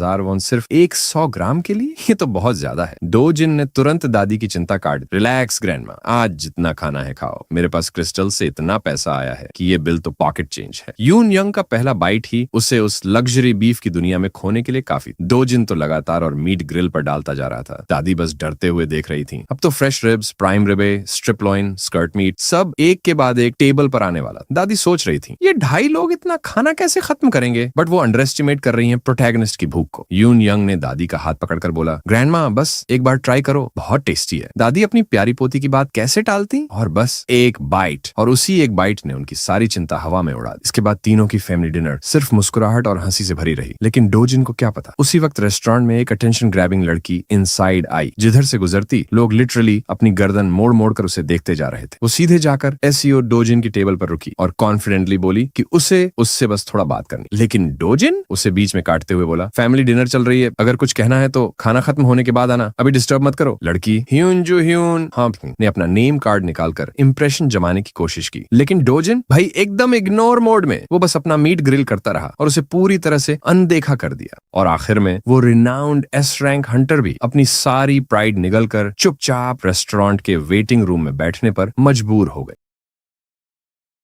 जैसे ही वो एस रैंक हंटर नॉर्मल लोगों के बीच आकर बैठी तो जाहिर सी बात थी कि पूरी जगह की नजरें उसी पर अटक गई। लड़के लड़कियां हर तरफ से चोरी छुपे उस औरत को देख रहे थे जो लिटरल मतलब में हीरोइज्म की पीक पर खड़ी है। वो सिर्फ नेशनल रैंकिंग में एस क्लास रैंक 4 नहीं है, बल्कि दुनिया की top 10 most beautiful hero list में भी उसका नाम आता है। आसपास खड़े हर सिविलियन के दिमाग में बस एक ही सवाल घूम रहा था, आखिर कौन सा बंदा है जो ह्यून जू ह्यून को वेट करवा रहा है। लोगों की फुसफुसाहट को इग्नोर करते हुए जू ह्यून को कुछ मिनट पहले डो जिन के साथ हुई छोटी सी बातचीत याद आने लगी। उसकी जानकारी के हिसाब से सीईओ डो जिन ने अपना पहला गेट सिर्फ 2 महीने पहले एंटर किया था और जिंदा बाहर भी निकल आया। अब लोग शक कर रहे हैं कि वो अवेकेंड हो चुका है। सबको तो यही लगता था कि वो मैपो रिफ्ट इंसिडेंट में मर चुका है, लेकिन वो तो यहाँ आराम से अपनी फैमिली के साथ खाना खा रहा है। इन सारी वियर्ड डिटेल्स के अलावा उस लड़के की एक तीखी सी नजर ने इस एस रैंकर को भी अनईजी कर दिया था। कोई नया अवेकेंड बंदा 2 महीनों में एस रैंक तक कैसे पहुंच सकता है? यहाँ तक कि वो ऑयल टाइकून कैफमोर, जिसने मैजिक स्टोन्स पर अरबों उड़ा दिए, उसे भी पीक तक पहुंचने में 5 महीने लगे थे। थोड़ा सोचने के बाद जू ह्यून को लगा कि डो जिन के पास जरूर कोई अननोन स्पेशल एबिलिटी होगी। खैर, खाना खाकर डो जिन, ग्रैंडमा और छोटी यून यंग सब खुश मूड में बाहर निकलने लगे। तभी एग्जिट के पास जू ह्यन फाइनली उससे बात करने आगे बढ़ी। लेकिन इससे पहले कि वो बोलती, एक और टटपूंजिया स्टाइल में रेस्टोरेंट में घुस आया, प्योर सुपीरियोरिटी वाली हवाली। डो जिन की आंखें उसे देखते ही और भी तेज हो गई। वो आदमी कोई और नहीं बल्कि वह पागल कैंग चिलवू था, जिसको जरा भी उम्मीद नहीं थी कि एसईओ डो जिन अब भी जिंदा होगा, और वो भी इतनी कॉन्फिडेंटली घूमता फिरता। जू ह्यून ने भी उसे देखते ही पहचान लिया। सीधा ट्रबल। रेस्टोरेंट के बीचों बीच माहौल पूरा टेंस हो गया। हवा थम गई। डो जिन ने कंग चिलवू की ऊपरी इंसल्ट्स को ऐसे इग्नोर किया जैसे वो हवा में तैर रहे हों, और सीधा जू ह्यून को बुलाया। चिलवू तो लिटरली शॉक हो गया जब उसने देखा कि एक एस रैंक हीरो उस कॉकरोच कहे जाने वाले लड़के से बात कर रही है। डो जिन ने कामली जू ह्यून से रिक्वेस्ट की कि वो उसकी फैमिली को थोड़ी देर संभाल ले, बस उन्हें एक टैक्सी में बैठाकर घर भेज दे, क्योंकि उसे अभी एक ओल्ड डेट कलेक्ट करना था, और वो भी एक घटिया मॉन्ग्रल से। और थैंकफुली ह्यून जू ह्यून बहुत ही सेंसिबल निकली। उसने वैसा ही किया जैसा डो जिन ने कहा था, और ग्रैंडमा व छोटी लड़की को पूरा भरोसा दिलाया कि सब ठीक रहेगा। लेकिन उनकी चिंता साफ झलक रही। टैक्सी दूर जाते ही वो ऑकवर्ड सा खड़ी रह गई, और जैसे ही गाड़ी नजर से ओझल हुई, रेस्तरां के अंदर एक क्रिस्प थप्पाड़ की आवाज गूंज उठी। अब जब उसके लव्ड वंस सामने नहीं थे, एसईओ डो जिन ने अपना पूरा पीजी एक्ट साइड में फेंक दिया और सीधे उस कमीने पर हाथ उठा दिया। वो इतना तेज हिला कि चिलवू को स्विंग दिखा भी नहीं, बस गाल पर जलन का दर्द महसूस हुआ। इतनी शर्मनाक बेइज्जती के बाद चिलवू दांत पीसते हुए वापस हमला करने दौड़ा। एक सर्वर ने डरते डरते लड़ाई रोकने की कोशिश की, क्योंकि अगर अवेकनर्स भड़क गए तो पूरा रेस्टोरेंट ही उड़ जाएगा। लेकिन उसकी रीजनेबल रिक्वेस्ट का जवाब मिला, प्योर अनरीजनेबल हिंसा से। फिर भी उसे ज्यादा चोट नहीं लगी। डो जिन ने काल्म रहते हुए सबको बाहर निकल जाने को कहा, क्योंकि आगे सीन बहुत मैस होने वाला। चिलवू तो वैसे भी आसानी से ट्रिगर हो जाता है, प्योर मसल ब्रेन्ड इडियट, जिसके पास ढंग की ट्रैश टॉक भी नहीं। और उसी का नतीजा, उसके चेहरे पर एक और जोरदार पंच। इस बार तो वो पूरी तरह ऑफ गार्ड था। डो जिन की नकल उसके सिर से टकराई और वो हक्का बक्का रह गया। असल में यही वो कमीना है जिसने ओरिजिनल एसईओ डो जिन को गेट के अंदर फंसाकर मरने के लिए छोड़ दिया था। भले ही वो खुद वो वाला डो जिन नहीं है, लेकिन उसके अंदर उस फक फेस के लिए नफरत बिल्कुल असली है, और आज उसे साफ साफ बात करनी ही है। गॉब्लिन लुकिंग चिलवू ने घिनौनी हंसी के साथ डो जिन की इविल स्टेप मदर की हरकतें भी उगलनी शुरू कर। ये देखकर डो जिन को समझ आ गया कि इस बेवकूफ से इन्फो निकलवाना तो जितना सोचा था उससे भी आसान। उसने तुरंत अपना फोन निकाला, वीडियो ऐप खोली और रिकॉर्ड बटन दबा। सीधी साफ कन्फेशन मिल जाए तो आगे का पूरा मामला इजी हो जाएगा। लेकिन जैसे ही चिलवू ने उसकी नॉनशलेंट एटीट्यूड देखी, वो फिर भड़क गया। उसने अपनी मुट्ठी में पावर गैदर की, डोजिन की मां को गाली दी और पूरी इंटेंसिटी के साथ अटैक कर दिया। वो इस बार सच में एससीओ डोजिन को खत्म करना चाहता था, लेकिन इस बदमाश का ये प्रिमिटिव अटैक डोजिन की एक्सपर्ट ची मैनिपुलेशन के सामने कुछ भी नहीं था। डोजिन ने उसके वायलेंट पंच को एक सॉफ्ट सा काउंटर टच दिया और उसकी मुट्ठी ऐसे उछल गई जैसे उसने किसी इम्पेनेट्रेबल बाउंसी बैरियर को मारा हो। कैंग चिलवू ने अपने पूरे घटिया करियर में ऐसा कुछ कभी महसूस नहीं किया था। नॉर्मल तो कैंग चिलवू बस ब्रूट फोर्स पर भरोसा करता है, कुछ भी हो किसी भी तरह मार धाड़ करके काम खत्म। लेकिन आज उसके सामने जो खड़ा है वो उसकी छोटी सी पी ब्रेन की समझ से बहुत बहुत ऊपर है और तभी एक जोरदार पुश के साथ वो जमीन पर जा गिरा। सीईओ डोजिन ने उसकी गिरती हुई बॉडी की ट्रेजेक्टरी ऐसे फॉलो की जैसे कोई हंटर अपने प्रे से खेल रहा हो। अगले ही पल रेस्टोरेंट में फिस्ट्स क्रैकिंग बोन्स जैसी आवाजें गूंजने लगी। वो पहले वाली सर्वर बुरी तरह कांपते हुए पुलिस डायल करने की कोशिश कर रही, लेकिन कॉल प्रेस होने से ठीक पहले एक नाजुक सी हाथ ने उसका फोन धीरे से छीन लिया। ब्राइट स्माइल के साथ ह्युनजू ह्युन ने उसे भरोसा दिलाया कि एवरीथिंग इज अंडर कंट्रोल, इसलिए अथॉरिटीज को बुलाने की जरूरत नहीं है। सर्वर की आंखों में डर के बीच थोड़ी राहत लौट आई। उधर कैंग चिलवू पर स्लैप्स, स्क्रैचेस और पंचेस बरस रहे थे। उस कमीने को सांस लेने का एक सेकंड भी नहीं मिल रहा था। जू ह्युन की जानकारी के हिसाब से चिलवू एक भी रैंक हीरो है और उस लेवल पर उसे इस तरह गिरा देना ये आम बात नहीं। इस बीट डाउन को देखकर तो साफ लग रहा है कि ड्यूजिन कम से कम ए रैंक पावर लेवल पर खेल रहा है और फिर भी फाइट पूरी तरह वन साइड है। हालात और बिगड़ने से पहले जू हुआन ने सावधानी से आवाज लगाई, डोजिन बस इनफ। उसे सच में डर था कि अगर ये बीटिंग जारी रही तो कांग चिलवू की मौत भी हो सकती है। डोजिन ने उसकी बात सुनी, उस गॉब्लिन गून के ढीले पड़े शरीर को जमीन पर फेंका और अपने हाथ झटक कर साफ किए। फिर जू ह्युन ने पूछा, तुम्हें चिलवू के बारे में कितना पता है? डोजिन ने साफ कहा, पूरी कहानी नहीं, लेकिन बदला लेने लायक बातें वो जानता है। तभी जू ह्युन ने चेतावनी दी कि ये कमीना कंग यंग पियो से जुड़ा एक एस रैंक हीरो और वो अपने इस डिलिंक्वेंट कजिन को बहुत प्रोटेक्ट करता है। डोजिन को ये पहले से पता था और उसे जरा भी फर्क नहीं पड़ता। जू ह्युन को अपनी जिंदगी में इतना रेकलेस, इतनी बादशाह स्टाइल में जीने वाला आदमी पहले कभी नहीं। वो समझाने लगी कि जब ये मामला कैंग यंग पियो तक पहुंचेगा, ब्लड विल बी स्पिल्ड। लेकिन डोजिन ने उसकी बातों को ऐसे उड़ा दिया जैसे कि ये कोई छोटी मोटी वार्निंग हो। वो आखिरी इंसान है जो किसी हॉट शॉट एस रैंकर से डर जाएगा। उसकी असली परेशानी ये थी कि जू ह्युन उसकी जिंदगी के बारे में जरूरत से ज्यादा जानती है और ये उसे इरिटेट कर रहा था। अब जब गॉब्लिन गून नीचे पड़ा है, डोजिन का गुस्सा सीधा इस नोसी एस रैंकर पर शिफ्ट हो चुका था। फेस टू फेस खड़े होकर डोजिन ने अपनी फेरल निगाहों से उसे घूरा जैसे किसी भी पल हवा कांप उठेगी। ह्युनजू ह्युन कोई पुशओवर नहीं है। एक सिंपल इंटिमिडेटिंग आई कांटेक्ट से वो हिलने वाली नहीं। वो तुरंत टॉपिक बदलती है, हल्का सा अपॉलॉजी देती है और असली एजेंडा पर आती है। वो बताती है कि उसके अंकल ने उसे यहाँ भेजा है बात करने के लिए और जब उसे पता चला कि डोजिन ने एक पूरा bag of heroes magic crystals बेच दिया तो उसके अंदर की एस रैंक हंटर की ग्रीड जाग उठी। अब वो बाकी बचे सारे क्रिस्टल्स खरीदना चाहती है, नो मैटर द प्राइस। डोजिन ने साफ चेतावनी, चीप नहीं होगा, मेरे पास रेयर ट्रेजर्स का पूरा स्टॉक पड़ा है। लेकिन जू ह्युन ने कॉन्फिडेंट टोन में कहा कि एक एस रैंक हीरो की एसेट आम लोगों की इमेजिनेशन से ऊपर होती है। मनी कोई इश्यू नहीं, ड्यूजिन भी बेचने से मना नहीं है, बस एक छोटी सी कंडीशन है, एक छोटा सा फेवर, कम से कम किसी रेनॉन्ड एस रैंकर के लिए तो ये कुछ भी नहीं। उधर कहीं शहर के दूसरे कोने में एक्सपेंसिव लिकर बॉटल्स धड़ाधड़ गिर रही। डोजिन की इविल स्टेप मदर पूरी तरह ब्रेक डाउन हो रही है क्योंकि उसे अभी अभी खबर मिली है कि उसका सपोजिडली डेड स्टेपसन जिंदा है और वो भी किसी रेजिलिएंट कॉकरोच की तरह बचकर निकल आया। बेचारा बॉल्डमैन सबॉर्डिनेट तो अंदर से प्रेस एफ वाला मूड महसूस कर रहा है। उसका कहना सही था, हीरो एसोसिएशन ने भी डोजिन को डेड ही माना था, लेकिन इविल स्टेप मॉम एक्सक्यूजेस नहीं चाहती, एक्शन चाहती है। और फिर मामला और खराब हो गया। उन्हें न्यूज मिली कि कैंग चिलवू को डोजिन ने अकेले ही पीट कर हॉस्पिटल लेवल बना दिया है। सिचुएशन से साफ डोजिन को असली कल्प्रिट का अंदाजा लग चुका है। स्टेप मॉम की टांगें कांप गईं, नॉट बिकॉज शी फियर्स डोजिन, बल्कि क्योंकि अगर ये बात उसके फादर या हस्बैंड तक पहुंच गई तो उसकी पूरी पॉलिटिकल गेम खत्म। मीडिया तक बात गई तो उनके corporate groups stock price nose dive कर जाएगी। इसलिए उसने तुरंत आदेश दिया, मीडिया को इंटरसेप्ट करो, एक भी रिपोर्टर लीक नहीं होना चाहिए। अगर वो गड़बड़ कर गए तो टी ग्रुप और डब्ल्यू ग्रुप इंस्टेंट सारे डील कैंसिल कर देंगे और सबसे पहले पुलिस भी उनके पेरोल पर होने चाहिए। गुड थिंग उसकी टीम पहले ही हर एंगल कवर करने निकल चुकी। ये देखकर उसकी टेंशन थोड़ी कम हुई।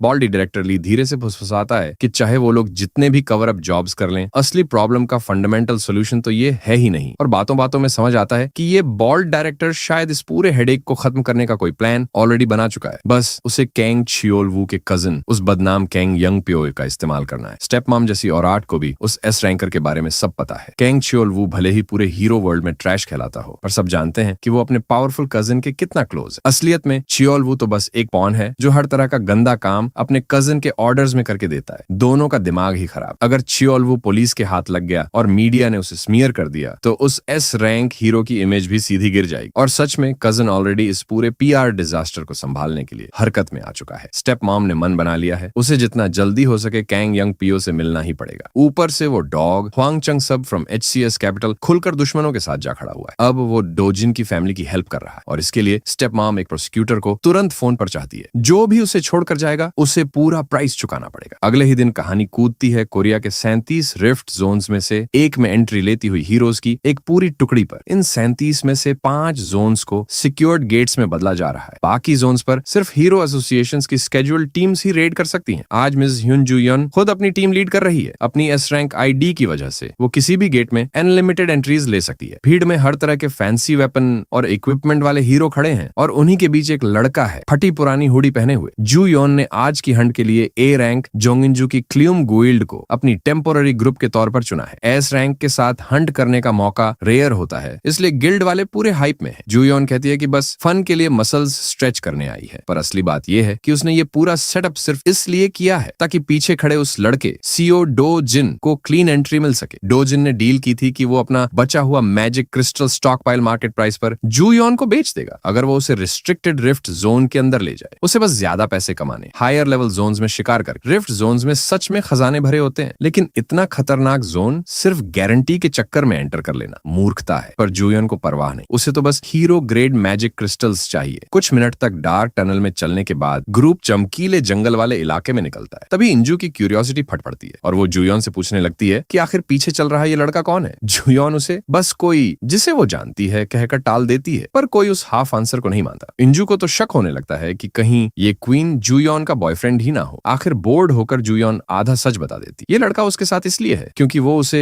एक फेवर ओड करती है। आजकल कौन सा एस रैंक हीरो किसी पर एहसान छोड़ता है। और तभी बातचीत के बीच ऊपर से एक जायंट शैडो सूरज को ढक देता है। सबकी नजरें आकाश की ओर उठ जाती हैं और बीस्ट दिखते ही पूरा माहौल शॉक में जम जाता है। पहला एनकाउंटर भयानक कॉकट्रीज। क्लियोम गिल्ड के A rank heroes instantly weapons निकाल लेते और पोजीशंस ले लेते और एक्सपर्ट रेडर होने के नाते जुयोन पूरी कमांड संभाल लेती है। जिनजू और दोयोन डिफेंस पर, जबकि संघो उसकी लेग्स को निशाना बनाएगा। जुयोन रोल्स असाइन ही कर रही थी कि अचानक एक ब्लर सबको पार करता हुआ आगे निकल गया। एक जबरदस्त लीप में उसने अपने और उस उड़ते हुए बीस्ट के बीच की पूरी एरियल दूरी मिटा दी। SEO दोजून ने पूरे ग्रुप के लॉन्ग विंडेड प्लान्स की परवाह ही नहीं की, सीधा 1-on-1 लड़ाई के लिए हवा में कूद पड़ा। क्लियोम गिल्ड वाले लिटरली जॉ ड्रॉप रह गए। इतना ब्रेजन लड़का उन्होंने कभी नहीं देखा। दोजून ने अपने फिस्ट में एनर्जी गैदर की, फर्स्ट ब्लड लेने को तैयार। इधर चार्ज से पहले गिल्ड मास्टर इंजू अपनी किस्मत को कोस रही थी। गेट में घुसे अभी कुछ मिनट ही हुए थे और सामने इतना ट्रबलसम ओपोनेंट आ गया था। ग्रुप पोजीशन लेने से पहले ही दोजून अपना बैग जमीन पर फेंक चुका था। जब जुयोन ऑर्डर्स दे रही थी वो हवा को बुलेट की तरह चीरता हुआ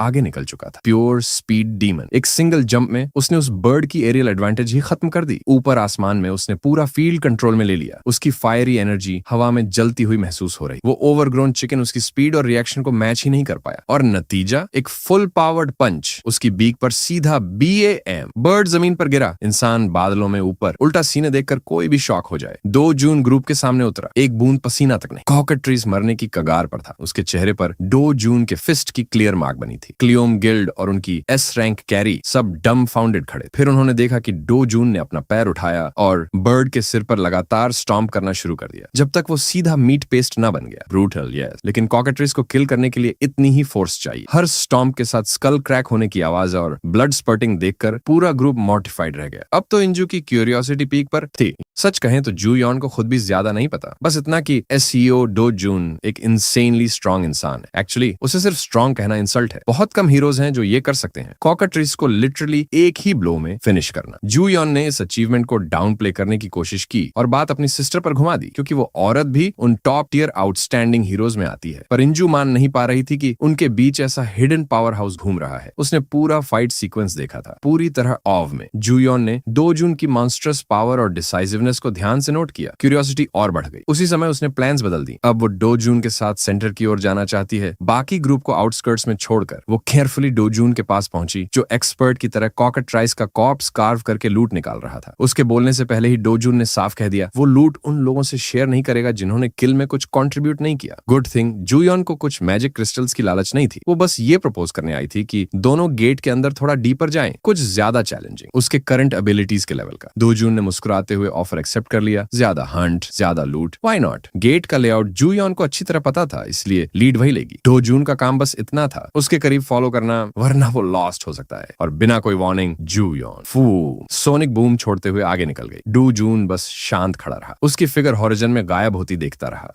अपना बैग वापस पीठ पर स्लिंग करके दो जून ने रनिंग पोज ले ली, जैसे मसल्स में प्योर एनर्जी स्टोर कर रहा हो। अगले ही पल उसके फर्स्ट स्टेप ने ऐसी एक्सप्लोसिव किक मारी कि क्लियोम गिल्ड के हीरोज तक हवा में हिल गए। इंजू के दिमाग में बस एक कंपैरिजन आया, अगर जूयॉन एक बुलेट है तो ये बंडा लाइट की तरह मूव करता है। दोनों पावर हाउसेस हवा में गायब हो गए और पीछे छूटे मिसलेनियस हीरोज अपने गिल्ड लीडर की तरफ देखने लगे। अब प्लान क्या है? सीधी बात, उन दोनों को फॉलो करना इम्पॉसिबल है। आज उन्हें मानना पड़ेगा कि वो साइड किक्स हैं, छोटे मोटे फ्राइज। फिर भी गेट बुरा नहीं है, आउटस्कर्ट्स में मॉन्स्टर्स की कमी नहीं। बाहर की दुनिया में लोग इन्हें बड़े ए रैंक हीरो मानते हैं, लेकिन एक असली एस रैंकर के सामने उनकी औकात तक नहीं। जू यॉन और डो जून तो क्लेयोम गिल्ड की पूरी फोर्स से कई लीग्स ऊपर हैं। उधर जंगल में उन दोनों की क्रेजी दौड़ जारी थी। ब्रेकनेक स्पीड पर भागते हुए भी जू यॉन बार बार अपने फ्लैंक चेक कर रही थी। क्या डो जून पीछे रह गया? जब उसे दिखा कि लड़का कहीं भी नजर नहीं आ रहा तो उसने सोचा शायद वो शुरुआत में ज्यादा तेज भाग गई। वो पेस स्लो करने ही वाली थी कि बैम, डो जून अचानक उसके साइड में प्रकट हुआ। पूछ रहा था, थोड़ा फास्ट जा सकते हैं क्या? जू यॉन का कंसंट्रेशन टूट गया, वो ऑलमोस्ट गिर ही गई थी। उसने ऐसा कभी फील नहीं किया था कि कोई उसकी स्पीड को मैच कर सकता है। पूरे देश में स्पीड के मामले में वो टॉप 2 में आती है, लेकिन लगता है इस लिस्ट को अपडेट करना पड़ेगा, क्योंकि डोजून तो उसे डस्ट खिला रहा। कुछ देर बाद डोजून इंटेंशनली रुक गया और उसे चिढ़ाने लगा कि वो जितना दिखा रही थी उतनी फास्ट तो निकली ही नहीं। जू यॉन सांस संभाल रही थी और डोजून की नजरें होराइजन की तरफ उठ गई। सामने आसमान को छूती एक मैसिव माउंटेन रेंज। जब उसने पूछा कि इस रॉकी रेंज के अंदर क्या छुपा है, जू यॉन का चेहरा गंभीर हो गया। वो जगह है थ्रिफ्ट गेट का बॉस मॉन्स्टर का लेयर, किसेरियन। ये किसेरियन कोई मजाक नहीं, 20 मीटर का विशाल ड्रैकोनियन वाइवर्न जैसा बीस्ट। जूयन तो उसका नाम सुनकर भी लड़ने का सोचना नहीं चाहती। ऐसे मॉन्स्टर को सब्जुगेट करने के लिए कम से कम 3 combat oriented S rank heroes चाहिए। लेकिन डो जून को एक खास बात पता थी, किसेरियन के पास चांस है imaginary grade magic crystal drop करने का। ये ट्रेजर हाईएस्ट ग्रेड से बस एक स्टेप नीचे होता है। इतना चिकना रिवॉर्ड उसके सामने पड़ा हो तो वो कैसे छोड़ दे? लेकिन जूयन वो इस आइडिया को प्योर रेकलेस समझती है और पूरी तरह खिलाफ है। देख लो, दो जून उस ड्रैकोनिक बास्टर्ड से अकेले ही लड़ने निकल पड़ा है, चाहे जूयॉन साथ आए या नहीं। जूयॉन बस देखती रह गई। वो बेखौफ स्पीड बढ़ाता जा रहा था, पहाड़ों को चढ़कर उस बीस्ट को मार गिराने के इरादे से। उसको लग रहा था उसके पास कोई चॉइस ही नहीं, इस पागलपन में डो जून को फॉलो करना ही पड़े। 3 एस रैंक हीरोज को परेशान कर देने वाले बीस्ट को अकेले मारने का ये ओवर कॉन्फिडेंट प्लान सच में जूयॉन की स्पाइन तक हिला चुका था। पर असली शॉक तो तब लगा जब वो साइट पर पहुंची और काइसेरियन पहले से ही उसके पैरों के नीचे डेड पड़ा था। फाइट तो खत्म हो चुकी थी, इस बीच हुआ क्या उसे अंदाजा तक नहीं। हमारा बॉय आराम से क्रीचर की लाश से अपना नाइफ निकालता है, जैसे ये कोई हल्का सा काम हो। जूयॉन बिल्कुल स्पीचलेस, क्योंकि जिस मॉन्स्टर को इसने अभी अभी पटका है वो कोई नॉर्मल बॉस नहीं है। वो याद करती है पार्क हेयोल को, एक मशहूर एस रैंक हीरो जिसकी रेपुटेशन ही काइसेरियन जैसे मॉन्स्टर्स को हंट करने पर बनी है। लेकिन पहली बार जब उसने काइसेरियन हंट करने की सोची, वो अकेला नहीं गया था। उसने 30 ए रैंक हीरोज साथ लिए थे। फिर भी ए रैंक का पूरा स्क्वाड वहीं स्लॉटर्ड हो गया। सिर्फ पार्क हेयोल जान बचाकर निकल पाया, वो भी मौत की कगार पर पहुंचकर। फिर उसने सोचा कि रीमैच करेगा, लेकिन इस बार बैकअप छोटा नहीं था। एक और S rank hero plus 100 A rank hero, practically एक छोटी आर्मी। फाइट बेहद ब्रूटल हुई। प्लान सिंपल था, उसके विंग्स छेद दो, उसकी फ्लाइट रोक दो। फिर हर तरफ से barrage of attacks, pure chaos. 100 आदमी बनाम एक गोरिल्ला वाली डिबेट याद दिला देने वाली फाइट। और हाँ, इस बार किसेरियन मरा, लेकिन उस विक्ट्री की कीमत ज्यादातर हीरोज वहीं बुचर्ड हो गए। कुछ ही लोग जिंदा लौटे, और जो डैमेज हुआ